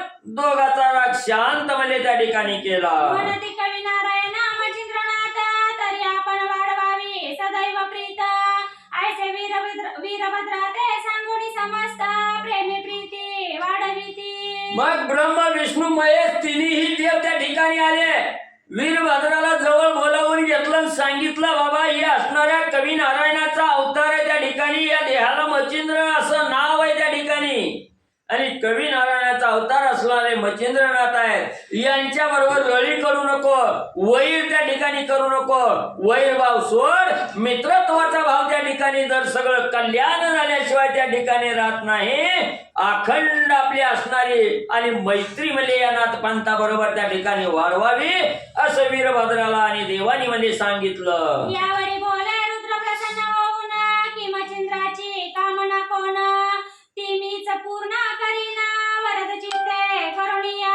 वीरभद्राचा राग शांत झाला. वीरभद्राला सांगितलं हे मच्छिंद्रनाथ आहेत, कवी नारायणाचा अवतार आहे, यांच्या बरोबर वैर करू नको, मैत्री त्या ठिकाणी कर असा कानमंत्र वीरभद्राला महादेवजींनी दिला आणि स्वतः महादेवजी पुढे आले, मच्छिंद्रनाथाला बोलू लागले, मच्छिंद्रनाथा तुमच्या मनामध्ये काय इच्छा आहे ती म्हणजे मला त्या ठिकाणी मागा, ती तुमची इच्छा आणि परिपूर्ण म्हणजे मी त्या ठिकाणी करीन असं महादेवाने आणि मच्छिंद्रनाथाला वचन म्हणजे दिलं. धन्य आहे मच्छिंद्रनाथ युद्धी कुशाला प्रतापवंत, धन्य श्री गुरु मिळाला त्या ते प्रतापवंत आगळात. मग त्या ठिकाणी असणाऱ्या महादेवजी म्हणू लागले धन्य धन्य असणाऱ्या मच्छिंद्रनाथ आहे. या असणाऱ्या युद्धामध्ये मच्छिंद्रनाथाने आपला असणारा प्रताप त्या ठिकाणी दाखवला आणि मच्छिंद्रनाथाचे सद्गुरु असणारे त्या ठिकाणी धन्य धन्य गुरु मच्छिंद्रनाथाला त्या ठिकाणी मिळाला.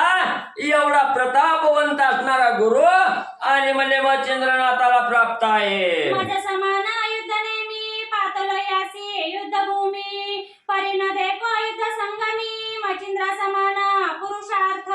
मग त्या ठिकाणी माझ्या समान म्हणजे हे असणाऱ्या युद्धाला म्हणजे त्या ठिकाणी युद्ध करणारा एवढा श्रेष्ठ त्या ठिकाणी आहे आणि मीही म्हणजे या ठिकाणी आलो हे युद्ध त्या ठिकाणी बघितलं. पण म्हणजे या मच्छिंद्रनाथासारखा या युद्धभूमीवर दुसरा पुरुषार्थी योद्धाच म्हणजे आजपर्यंत मी आणि बघितला नाही. त्यापूर्वी रावण बळी भांडना सुखे देवीवर रणी आणुना, किंकर गंधर्व थकीत जाना नाही पुढे ठेले मम युद्धी. मग असणाऱ्या त्या ठिकाणी महादेवजी म्हणू लागले मी पूर्वी असणाऱ्या रावणाबरोबर म्हणजे असणारं युद्ध त्या ठिकाणी केलं, सगळ्या देवाला म्हणजे या असणाऱ्या रणभूमीवर त्या ठिकाणी आणलं आणि जे असणारे यक्ष किन्नर गण गंधर्व त्या ठिकाणी होते ही सुद्धा म्हणजे माझ्या पराक्रमाला आणि म्हणले बघत होते. कल्पांत भैरवा माते नामा जेथे झाले सुरासुर उत्तम, माझ्या जिंकावया युद्ध कर्म मिळाला नाही कोणीचा. मग मी प्रत्येक असणाऱ्या युद्धामध्ये विजय त्या ठिकाणी होत होता म्हणून मला कल्पांत भैरव असं नाव म्हणजे त्या ठिकाणी देवाने दिलं.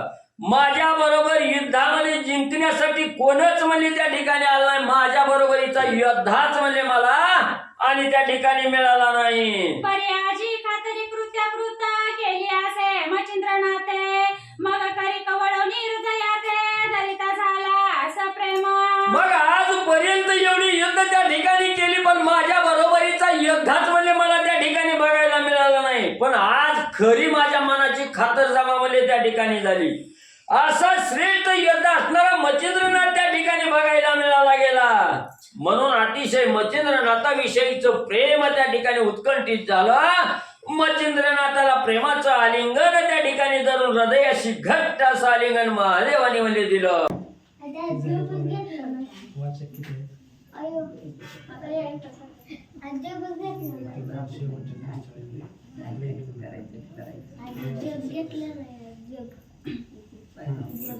मने महाराजा योग ध्रुमा वेदक कामना असेल तुम्हा, तरी ती सांगोनी रुद्रोत्तमा वरद सुका पुवडवी. कथेचं अनुसंधान भगवान महादेवाचा मुलगा वीरभद्र आणि मच्छिंद्रनाथाचं युद्ध झालं आणि त्यामध्ये देवतांनी अडवलं. वीरभद्राला म्हणले हे कवी नारायणाचा अवतार आहे, यांच्या बरोबर युद्ध करू नको, भरपूर अफाट अंगामध्ये ताकद आहे, शक्ती आहे. त्यावेळेस वीरभद्राने विचारलं महाराज मनामध्ये काय इच्छा आहे ते सांगा, जी इच्छा असेल ते पूर्ण करो. हे रुमने महाराजा एक अर्थ तू करोनी माझा, परी त्याते फळ देवनी आजा लोकोपकारी मिरवावे. मच्छिंद्रनाथाने वीरभद्राला सांगितलं म्हणले महाराज माझं काही कवित्व आहे त्याला वरदान द्या आणि माझ्यासाठी नाही तर जगाच्या कल्याणा संताच्या विभूती देह कष्ट विती परोपकारे, दुसऱ्यावरती उपकार करणारी शाबरी मंत्र आहे आणि त्या शाबरी मंत्राला तुमचंही सहकार्य वरदान असावं. मच्छिंद्रनाथ बोलू लागले. जैसे गवायूचे अधीन यथार्थ वर्षाकाळी मेघ वर्ष जलाते, तेने तुष्ट होय अक्षितीता चराचर अवघे. महाराज तुम्ही थोडीशी सत्कार्याला मदत करा, तुमच्या मदतीनं जगाचं कल्याण होणार आहे. उदाहरण दिलं वाऱ्याच्या संगतीने पाऊस पडतो, आभाळ येतं आणि एक वाऱ्याच्या सहकार्यानं पाऊस पडल्यावर पृथ्वी तलावरती जे काय असणारा शेतकरी वर्ग किंवा सगळीच जीवसृष्टी पशु पक्षालाही पावसामुळे आनंद होतो. सर्व जीवसृष्टीला आनंद कशामुळे होतो? वाऱ्यानं पावसाला सहकार्य केलं म्हणून.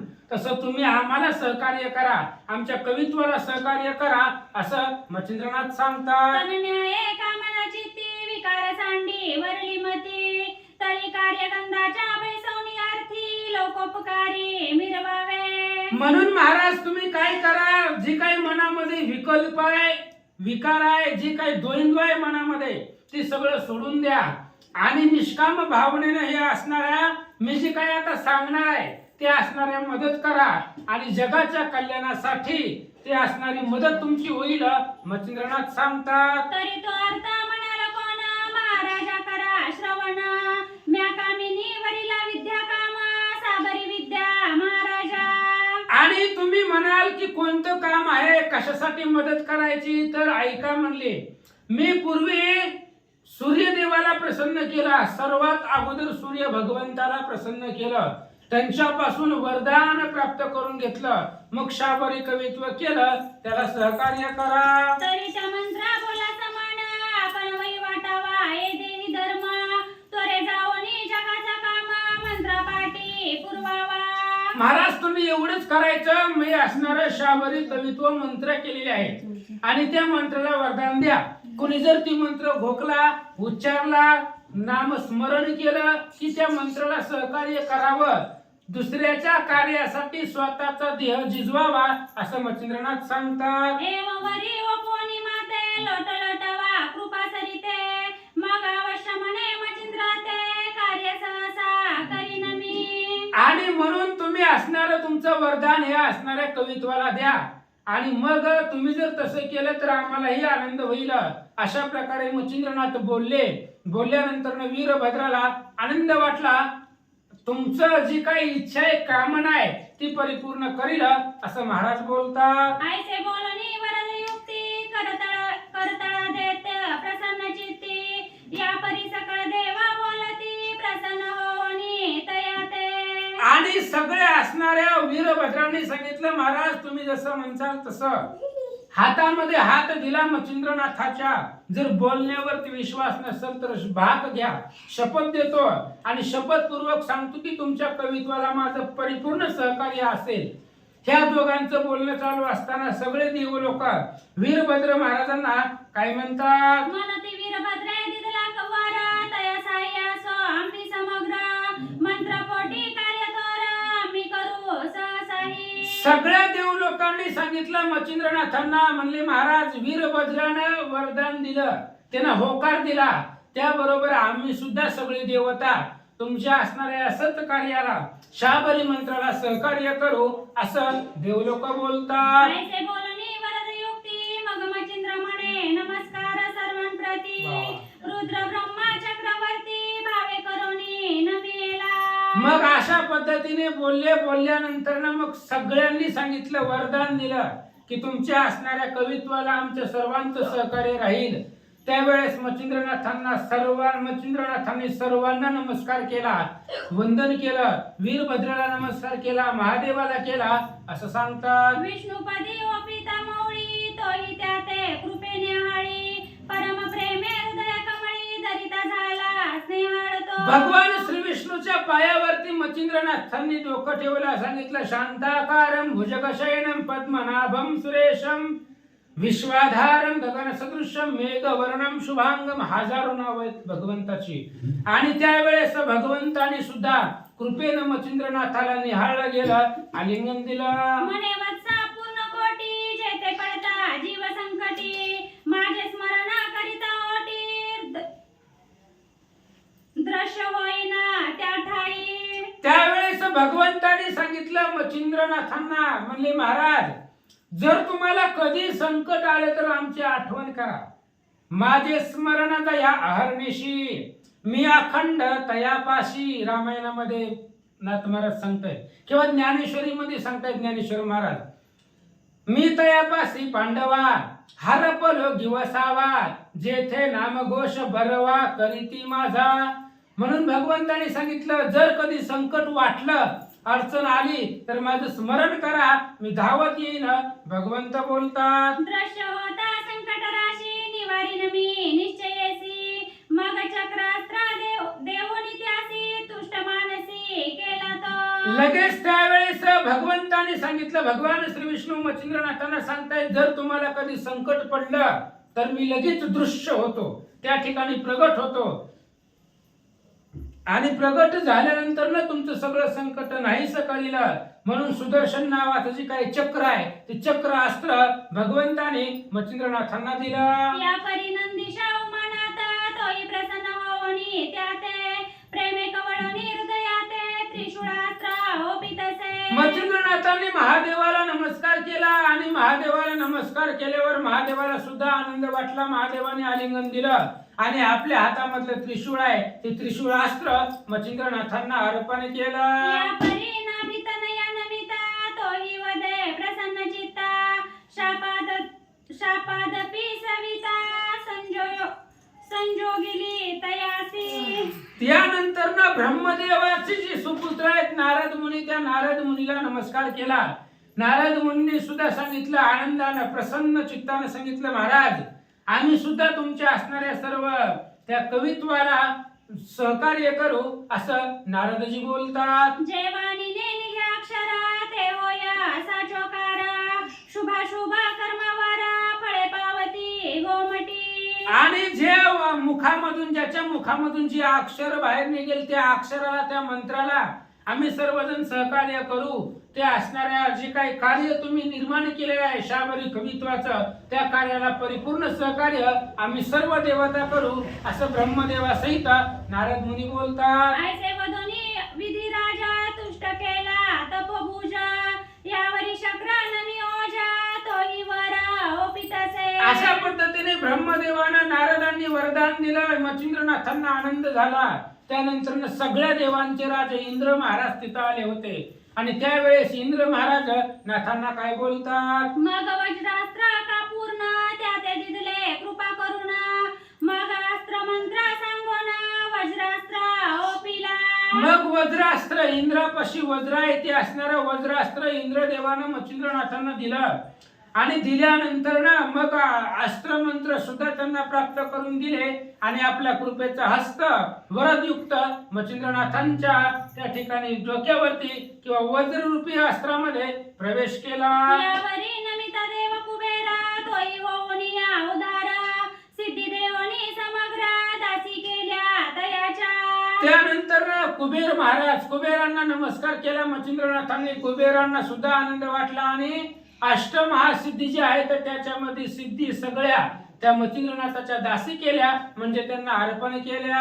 यावरी वरुणा भावे नमिता तोही प्रसन्न होऊनी चित्ता आपास्त्र मंत्र भूकथा केला असे त्वरेने. जलदेवता असणारा वरुण आहे, त्या वरुणाला नमस्कार केला. वरुण देवांनी सुद्धा जलास्त्र किंवा पाण्याचं जे काही असणारं अस्त्र आहे ते असणारं अस्त्र मच्छिंद्रनाथांना प्रेमयुक्त अंतकरणापासून अर्पण केलं. त्या मंत्राचा होता पाठ आपोआप दरे ते निरत उठे सकाळ सरिता लोटनी लोटा दिशे दिशे मिरविती. आणि अशा प्रकारचा जलास्त्र मंत्र, अपास्त्र मंत्र वरुण देवाने दिला आणि मच्छिंद्रनाथांना सांगितलं, जगामध्ये हिंडता जर तुम्हाला आडरानामध्ये तहान लागली तर पाण्याचं टेन्शन घेऊ नका, म्हणले हे आप नावाचा मंत्र म्हणा, तुम्हाला पाहिजे त्या ठिकाणी भागीरथीचं शुद्ध जळ पृथ्वी तलामधून निर्माण होईल, असं वरदान वरुण देवाने दिलं. या परिणमिता मूर्धनी तोही आल्हादे चित्तकामिनी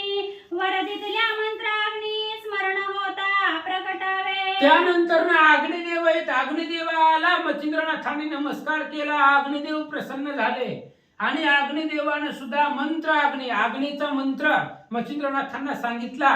जर गरज लागली, अग्नीची जर गरज असेल तुम्हाला तर हा मंत्र म्हणा, तिथं अग्नी प्रगट होईल, असं अग्निदेवानं नाथांना सांगितलं.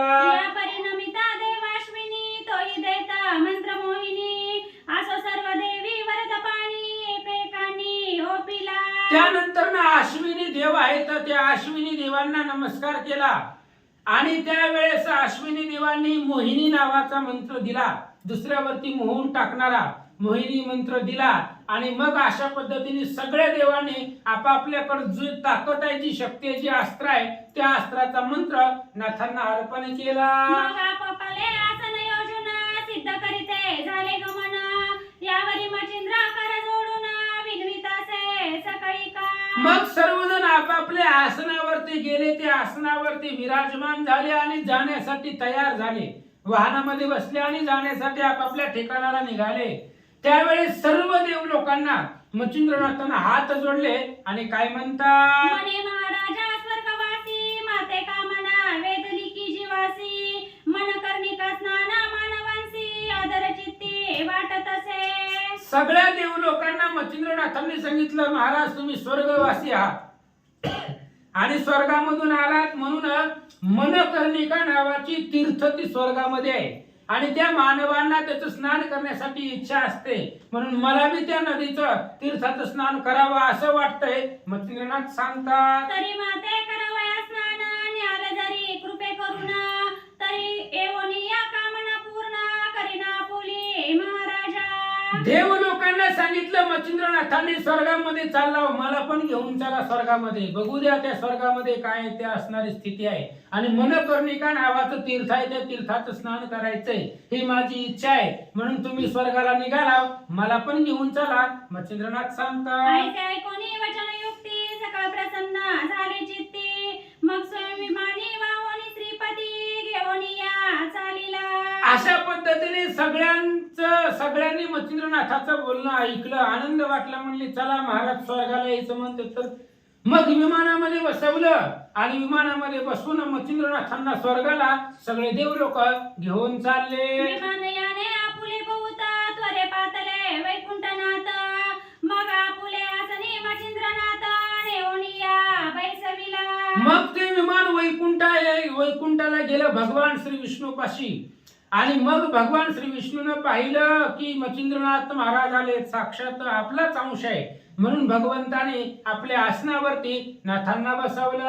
आसनी शयनी भोजनी एकत्रपणी वर्ते चक्रपाणी सकळ देव पातले स्वस्थानी मच्छिंद्र वैकुंठी राहिला. असं म्हणले भगवान श्री विष्णू मच्छिंद्रनाथाच्या जवळ राहिले. जसं कृष्ण अर्जुनाला सोडून राहत नव्हते तशा पद्धतीने. आणि ज्ञानदेव महाराजांनी सांगितले, ज्ञानदेव म्हणे व्यासाची खुणा द्वारकेचा राणा पांडवा घरी, जरी राजा द्वारकेचा असला तरी सदोदित पांडवाच्या घरी आहे. तसं भगवान श्री विष्णू सदोदित मच्छिंद्रनाथाच्या संग जेवायचे, संग राहायचे, संग उठायचे, संग फिरायचे. असं म्हणले सगळे देव लोक आपापल्या ठिकाणाला गेले आणि मच्छिंद्रनाथ वैकुंठात राहिले. मग नित्य मनकर्णिकेचे स्नान मच्छिंद्रनाथ येत करून यावरी पूर्ण समाधी कारण पावैसे वाटत असे. आणि मग रोज त्या स्वर्गामधल्या मनकर्णिकेचं स्नान मच्छिंद्रनाथ रोज जाऊन ते असणार स्नान करून येत होते.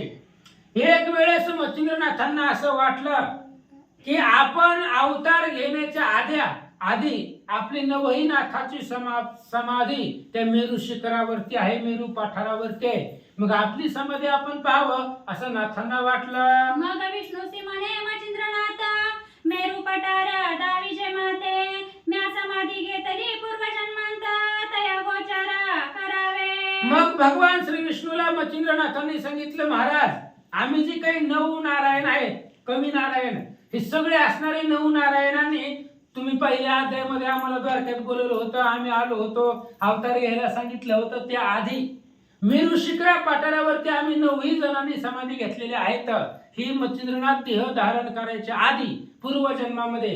मग ती असणारी जी काही समाधी आहे ती समाधी आम्हाला दाखवा असं नाथ बोलतात. अवश्य म्हणून नारायण मेरू पठारी केले गमन मग दाई समाधी दृष्टी पाहून संतुष्ट झाला मानसी. भगवान श्री विष्णूंनी सांगितलं, म्हणले ठीक आहे, चला तुमची इच्छा आहे ना, तुमच्या 9 जणांच्या समाधी पाहिजेत, चला म्हणले तुम्हाला 9च्या 9 जणांच्या समाधी दाखवतो. मग 9 नारायणाची समाधी त्या मेरू शिखरा पठारावरती पाहिली आणि 10वी समाधी शुक महाराजाची होती, जी व्यासाचा अविरक्त पुत्र शुक महाराजांनी जनक राजांनी सांगितलं होतं, जावा आता मेरू शिखरा पठारावरती जावा आणि तिथं समाधी घ्या.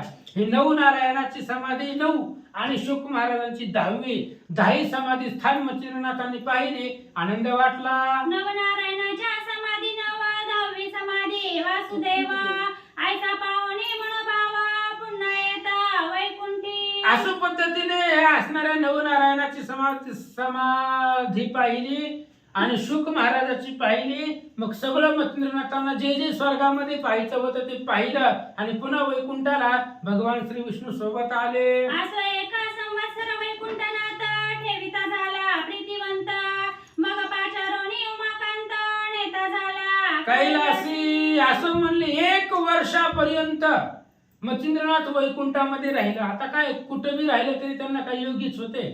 कोणी या घरला म्हणले की जायचं, घरामध्ये कटाळा येऊस तर थांबायचं, पाहुणा जा म्हणेपर्यंत घरातनं हालायचं नाही. मग 1 वर्षभर तिथं राहिले. मग महादेवजी आले वैकुंठाला बोलवायला आणि महादेवांनी मच्छिंद्रनाथांना घेतलं आणि कैलासाला गेले. तेथेही एका संवत्सरापर्यंत राहता झाला मच्छिंद्रनाथ, स्थितिवृत्ती स्नेह बहुत वाढविले शिवाचे. मग कैलासाला गेले. त्या कैलासाला 1 वर्षापर्यंत महादेवाच्या सोबतीला मच्छिंद्रनाथ राहिले. आनंद वाटला. श्री गणेशाय नमः, श्री सरस्वते नमः, श्री गुरुभ्यो नमः, श्री सीतारामचंद्राय नमः. या वैकोणे दिवसी इंद्र येऊनी कैलासासी, भावे नमणी महादेवासी मच्छिंद्रनाथ नेतसे. असं म्हणले. काही दिवसानंतर मच्छिंद्रनाथ कैलासाला होते. त्यावेळेस इंद्र महाराज सहज महादेवाच्या भेटीला आले. महादेवांना नमस्कार केला. तिथं मच्छिंद्रनाथांना पाहिलं.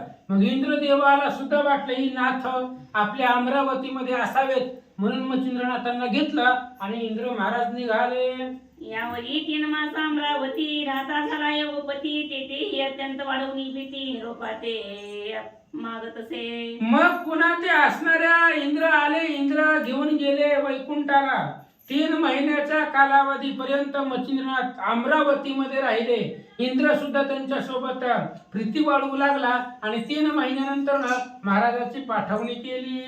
तो विधीने नारद पाठवून नेले सत्यलोका, कारण तेथेही शष्मास राहून विधिराज तो शेविला. ब्रह्मदेवाने नारदाला सांगितलं जावं म्हणले अमरावतीला. तिथं मच्छिंद्र महाराज आहेत. त्या मच्छिंद्रनाथांना आपल्या सत्यलोकाला घेऊन या.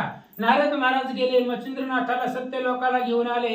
तिथं 6 महिने मच्छिंद्रनाथ राहिले. या परी सकळ देव येऊन तेथ घेऊन जाती मच्छिंद्रनाथ, एक एक दिन करुणी तीर्थ सकळ देवासी तो शेविले. मग सगळे देव लोक हळूहळू एक सगळे देव लोक येऊ लागले. 1 दिवस मच्छिंद्रनाथांना आपल्या असणाऱ्या घरामध्ये ठेवू लागले आणि सगळं तीर्थ स्वर्गातली माहिती दाखवू लागले. सुरगण गंधर्व किन्नर यक्ष पितृगणादी आर्यम दक्ष सकळ करुणी प्रीतीने प्रत्यक्ष तोची एक मिरवला. मग सगळे देव लोक आहेत. गण गंधर्व यक्ष किन्नर सूर असुर पितृगण आहेत. हे सगळ्यांनीच मच्छिंद्रनाथांना आपापल्या घरामध्ये घेऊन आपापल्या ठिकाणाला घेऊन गेले आणि सगळी तिथली माहिती तीर्थ नाथांना दाखवलं. असो 7 वर्षापर्यंत स्वर्गी राहिला मच्छिंद्रनाथ, सगळ्यांचा गौरव घेऊन या तिथं पुसून या निघत असे. असं म्हणले 7 वर्षापर्यंत मच्छिंद्रनाथ स्वर्गामध्ये राहिले आणि 7 वर्ष त्या स्वर्गामध्ये राहिल्यानंतर सगळ्या देवांना विचारलं आणि त्यांना विचारून मच्छिंद्रनाथ पृथ्वी तलावर येण्यासाठी निघाले. मग सकळ निगुणी स्वर्गवासी बोळविती मच्छिंद्रासी, विमानी वाहुणी मृतलोकासी आणून घातले. मग सगळे देव लोक मच्छिंद्रनाथांना सोडवायला पाठवणीसाठी आले. विमानामध्ये बसवलं. स्वर्गातून विमान निघालं आणि पृथ्वी तलावरती मच्छिंद्रनाथांना आणून सोडलं. असो देव गेले स्वस्थानासी, एकीकडे मच्छिंद्र पृथ्वीसी, पुन्हा जायला तीर्थाटनासी करावया त्यादरे. असं म्हणले देव लोक विमान घेऊन आले होते. मच्छिंद्रनाथांना पृथ्वी तलावरती सोडलं. देव लोक स्वर्गाला निघून गेले, आपापल्या ठिकाणाला गेले. इकडे मच्छिंद्रनाथ तीर्थ करण्यासाठी पुढं पृथ्वी तलावरती निघाले.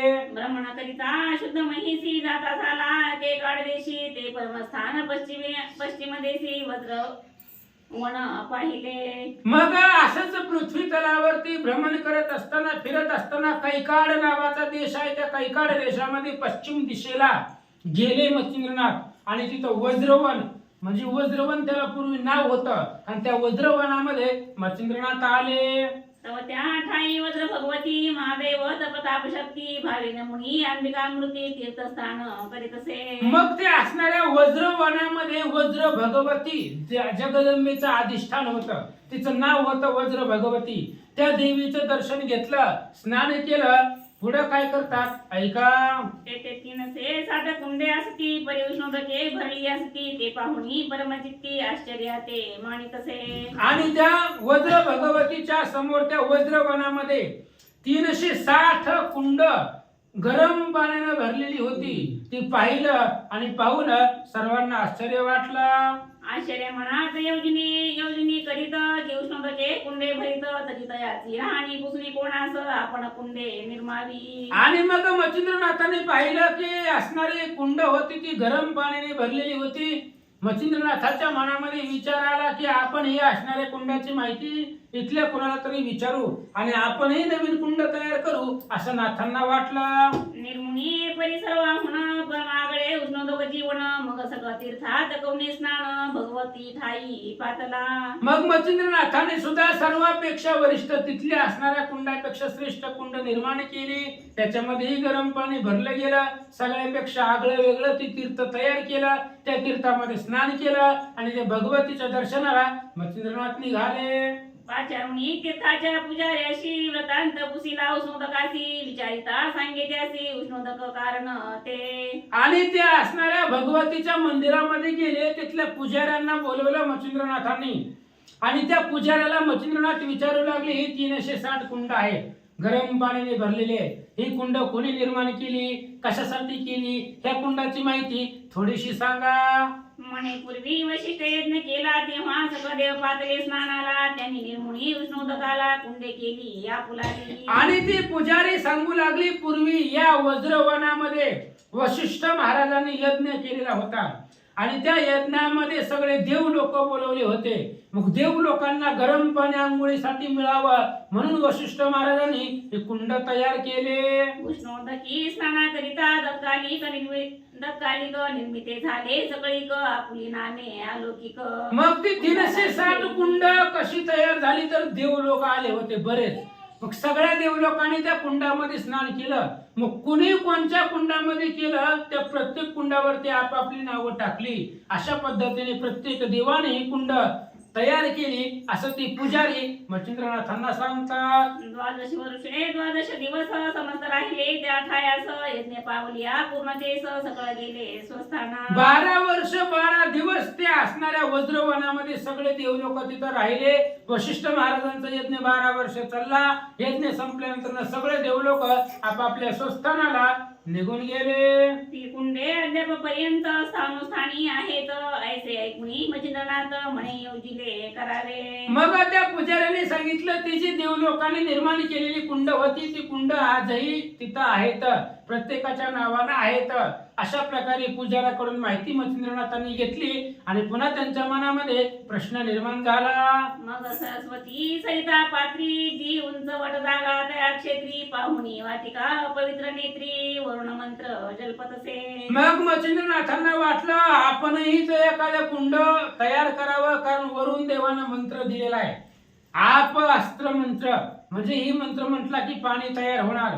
म्हणून त्याच वेळेस मच्छिंद्रनाथांनी जागा पाहिली आणि ती असणारी उंचवट जागा होती ती पाहिली आणि तिथं पाहून वरुणाने दिलेला मंत्र त्याचा उच्चार करू लागले. आपास्त्र मंत्र उच्चार पूर्ण होताची प्रविष्ट झाले जीवन भोगावतीचे उदक काढून अग्निमंत्र जलपतसे. आणि लगेच ते आपास्त्र मंत्र वरुण देवानं दिला होता ते मंत्र म्हटला आणि त्या पृथ्वी तलामधून भोगावतीचं पाणी बाहेर काढलं. पण नदीचं पाणी गार होतं. मच्छिंद्रनाथांना वाटलं आपण पण पाणी गरम करावं. मग लगेच अग्निदेवानं दिलेला अग्नि अस्त्र मंत्र म्हणू लागले. अग्निमंत्र उच्चार होता प्रवाही लागला हुताशना तत्वता तेने करुणी हुताशना तप्ता पावती झाली ते समयी. ते भागीरथीचं पाणी गार होतं पृथ्वी तलातून निघलेलं. मच्छिंद्रनाथाने अग्नि अस्त्र म्हटला आणि जी जमिनीतून पाण्याचा प्रवाह बाहेर येत होता त्याला अग्नि अस्त्र मंत्र जाऊन झगटलं आणि ती पाणी गरम झालं. गरम पाण्याची धार पृथ्वी तलातून बाहेर निघाले. शिववर जाकरी त्रिशूळ हाती तो पुढा कडोनी टाकिली महिमाथी तेने करुणी जीवन तप्त कुंडा प्रति महिलागी विराजले. महादेवानं दिलेलं त्रिशूळ आहे ते असणारं त्रिशूळ त्या कुंडामध्ये मच्छिंद्रनाथांनी टाकलं आणि त्या कुंडामध्ये टाकल्यानंतर ना त्या कुंडातलं जी पाणी होतं ते पाणी गरम झालं असं सांगतात. भोगावतीचे उत्तम उदक प्रकट होता अलौकिक आपण स्नान करुणी सुचिक करी भगवती माते ते. मग ते असणाऱ्या भोगावतीचं पाणी ते मच्छिंद्रनाथांनी तिथं तयार केलं. ते पाणी गरम केलं. त्याच्यामध्ये मच्छिंद्रनाथांनी स्नान केलं आणि मग भगवती मातेच्या दर्शनाला मच्छिंद्रनाथ पुढे निघाले. भोगावतीचे उत्तम जीवन अंबिकेप्रती होता स्नान मग ती मचिंद्रा प्रत्यक्ष होऊन बोलती झाली सम्यक. आणि त्या भोगावतीच्या गरम पाण्याचं स्नान स्वतः जगदंबेनं केलं, ते वज्रमातेनं केलं.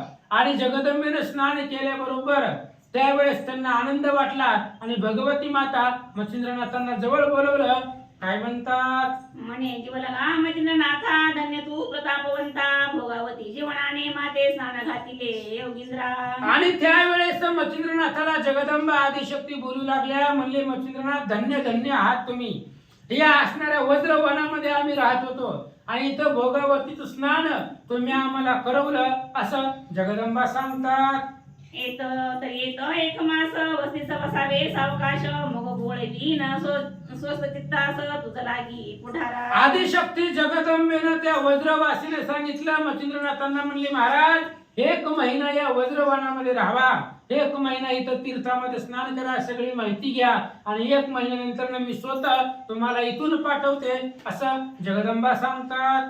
अवश्य म्हणून मचिंद्रनाथ राता झाला मास तेत मग रुचिल्या आरती बोले देवी ते बोलू काळ क्रमित असे. जगदंबेने सांगितल्यावर मच्छिंद्रनाथांनी सांगितलं ठीक आहे. म्हणली 1 महिन्याच्या कालावधीपर्यंत त्या ठिकाणाला मच्छिंद्रनाथ राहिले गेले. राहिल्याबरोबर मग देवी बरोबर संवाद करायचे, बोलायचे. संवादामधून बोलण्यामधून वेगवेगळी माहिती मच्छिंद्रनाथांना मिळू लागले. यावेळी कोणे एके दिवशी मचिंद्र म्हणे अंबिकेसी वज्रबाई नाम तुझसी काय म्हणून सांग हे. मग अनेक दिवस त्या वज्रवानामध्ये मच्छिंद्रनाथ राहिले. त्या देवी सोबत रोज गप्पा गोष्टी करत होते. पण एक वेळेस मच्छिंद्रनाथाच्या डोक्यात विचार आला, ह्या देवीला वज्रबाई किंवा वज्रमाता अशा प्रकारचं नाव पडलं. मग मच्छिंद्रनाथाने विचारलं आई साहेब वज्रमाता किंवा वज्रबाई असं नाव तुम्हाला का पडलं सांगा. माता म्हणे तपोधना वशिष्ठकरिता झाला हवना ते शक्र पातला स्थाना या लागी महाराजा. जगदंबेने सांगायला सुरुवात केला मला वज्रमाता नाव कशामुळे पडलं ते सांगते. म्हणली आई की या ठिकाणी वशिष्ठ महाराजांनी यज्ञ केला आणि वशिष्ठाच्या यज्ञासाठी स्वर्गामधून इंद्रदेव तिथं आले. तव सभास्थानी सगळं ऋषी बैसले होते महातापसी तो इंद्र पातला देव कटकेसी सभास्थानी बैसावया. आणि मग सगळे ऋषी तिथं आलेले होते, सगळे देव लोक आलेले होते. आता वशिष्ठ महाराजाचा यज्ञ होता. कारण वशिष्ठ महाराज सुद्धा सगळ्या ठिकाणी जात होते, पाताळात बी जात होते, स्वर्गात बी जात होते यज्ञाला. त्यामुळे वशिष्ठाच्या यज्ञाला सगळे देव लोक आले. आणि शेवटून महागुण इंद्र आला. देवांचा राजा होता म्हणून सगळ्यात शेवट आला. पण सगळे खुर्चीवरती बसलेली होती, आसनं सगळी फुल झाली आणि मागणे इंद्रदेव आले. मग इंद्रदेव आल्याबरोबर त्यांना बसायला जागाच नाही. काय झालं? समेत एकाशची नाते उत्पात दिले नाही त्याचे म्हणून शोभे अमरनाथ वज्रा लागी प्रेरित असे. आणि इंद्र महाराज सभेमध्ये आल्याबरोबर सगळे देव लोक बसले. पण इंद्रदेवाला बसायला जागाच नाही आणि कोण बस पण म्हणलं नाही. मग इंद्रदेवाला राग आला. देवांचा राजा आहे मी आणि मला कोणी इथं मान देत नाही, सन्मान देत नाही, बस म्हणत नाही म्हणून राग आला आणि वज्र त्या सभेवरती इंद्रदेवानं सोडून दिला. ते पाहुण्या दशरथी राम शक्ती मंत्रे दर्भा मंत्रुण सोडिता झाला वज्राकारण बहुता तडी दगबगे. इंद्राला राग आला. इंद्रानं त्या सगळ्या सभेवरती वशिष्ठ महाराजांच्या सभेमध्ये जी काय देव लोक ऋषी मंडळी होते त्या सभेवरती इंद्रानं वज्र सोडलं. भगवान श्री रामचंद्रही तिथं होते. रामचंद्राने गवताची काडी घेतली, त्याच्यावरती मंत्र म्हटला आणि ती गवताची काडी ते वज्रास्त्रावरती भगवंतानं सोडून दिली. मग त्या दरवी मंत्र प्रयुक्ती मी प्रगट झाले महाभगवती वज्र येऊनी उदर आहुती करीती झाले ते समयी. आणि मग ते असणारा भगवान श्री रामचंद्राने दर्भ मंत्र त्याच्यावरती गवताच्या काडीवरती मंत्र म्हटल्याबरोबर मी तिथं प्रगट झाले आणि जी काही वज्र सोडलेलं होतं इंद्रानं ते वज्र मी घेऊन टाकलं असं जगदंबा सांगू लागल्या. यावरी शक्रे राम तो बोलून पूर्ण केला समाधान मग श्रीरामाचे स्तवन करून वज्र पुन्हा मागितले. असं म्हणले. मग इंद्राचं जे काय असणारं वज्र होतं ती वज्र मी गुप्त केलं, घेऊन टाकलं. मग इंद्राचं समाधान भगवंताने केलं. मग रामचंद्राने इंद्राला बोलवलं, इंद्राला बसायला दिलं, मान सन्मान केला. त्यावेळेस इंद्राला आनंद वाटला आणि इंद्रानं स्वतःचं वज्र भगवंताकडे मागितलं. मग तो प्रसन्न होणी चित्ती वदले मागुती मग सकळ ऋषी देवी मदप्रती नावायचे स्थापिले. आणि मग ते असणारे मी प्रसन्न झाले चित्तामध्ये, कारण ती वज्र मी गिळून टाकलं होतं. आणि मग भगवान श्रीरामचंद्राने मला मागितलं म्हणून तुम्ही वज्र गिळलेलं पुन्हा माघारी दिलं. इंद्राचं वज्र गिळलं, माझ्या उदरामध्ये साठवलं, म्हणून मला वज्रवती किंवा वज्रमाता व अशा प्रकारचं नाव सर्व ऋषींनी देवलोकांनी दिलं. यज्ञ झाला समाप्ती सगळं गेले स्नानाप्रती परिथिराने मुनी दीक्षिती माते स्थापिले अद्यापी. वशिष्ठ महाराजाचा यज्ञ झाला, सगळे आपापल्या घरला आपापल्या ठिकाणाला निघून गेले. पण रामचंद्रांनी माझी असणारी स्थापना त्या वज्रवनामध्ये केली असं जगदंबा मच्छिंद्रनाथांना सांगतात. ती भोगावती ते श्रेष्ठा माझी केली प्राणप्रतिष्ठा ते भोगावतीचे उदक श्रेष्ठा मिळाले होते मजलागी. आणि मच्छिंद्रनाथांना सांगतात जगदंबा तुम्ही ही जी भोगावतीचं पाणी काढलंय ती भोगावती इथंच होती आणि या भोगावतीची प्राणप्रतिष्ठा ह्या भोगावतीच्या शेजारी माझी प्राणप्रतिष्ठा मूर्ती स्थापना रामचंद्रांनी या वनामध्ये केली असं जगदंबा बोलतात. आता तुझे हाती स्नाना पावली भोगावती पहिला माहुनी कृपा मूर्ती तुवा अधिक केले वा. जगदंबेने सांगितलं की ऐका म्हणली मच्छिंद्रनाथ म्हणली महाराज रामचंद्रांनी सुद्धा जसं आता तुम्ही स्नान घातलं ना मला भोगावतीचं तसं रामाने सुद्धा मला स्नान घातलं होतं. पण रामापेक्षा सुद्धा अधिक सुख तुमच्यापासून प्राप्त झालं कसं ऐका.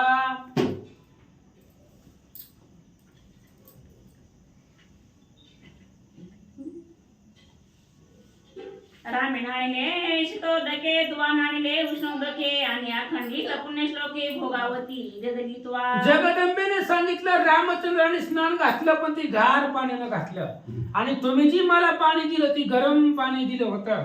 त्यामुळं रामापेक्षा अधिक ख्याती करणारे तुम्ही आहात अशा प्रकारे जगदंबेने सांगितलं.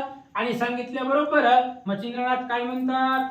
आस्वायची संवाद युक्ती झाल्यांती त्या उभयती उपरी मासाची झाली भरती नाथ कुसुनी निघाला. असं म्हणले अशा पद्धतीने संवाद झाला, बोलणं झालं. एक असणार मास तिथं पूर्ण 1 महिना भरला गेला आणि भरल्याबरोबर मच्छिंद्रनाथांनी जगदंबेला विचारलं आणि आपापल्या ठिकाणाला पुढे निघाले. उत्तर देशी करिता गमन अयोध्ये जाता तपोधन द्वारावती तीर्थ करून अयोध्येसी पातला. आता उत्तर दिशेला मच्छिंद्रनाथ निघाले. जात असताना अयोध्येला जावं रामाचं दर्शन घ्यावं. पण अयोध्येला जाताना द्वारका लागते, मग आधी कृष्णाचं दर्शन घेऊ म्हणून द्वारकेला गेले. तिथं भगवंताचं दर्शन घेतलं. तिथून अयोध्येला मच्छिंद्रनाथ आले. ती कथा बहु सरस होईल ती स्वीकारा पुढे अध्यास दोन्ही सुद्धा हरिवंश मारू सांगे गुरुकृपे. ग्रंथकर्ते सांगतायत मच्छिंद्रनाथ महाराज अयोध्येला आले. आता अयोध्येला आल्यानंतर ना त्या अयोध्येमध्ये काय कथा होणार आहे, सुंदर कथा आहे. आणि ती अयोध्येमधली कथा मी तुम्हाला पुढच्या उद्याच्या अध्यायामध्ये सांगतो. लक्षपूर्वक ऐका.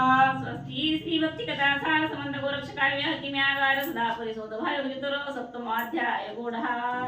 कुंडलिक पंढरीनाथ भगवान की जय.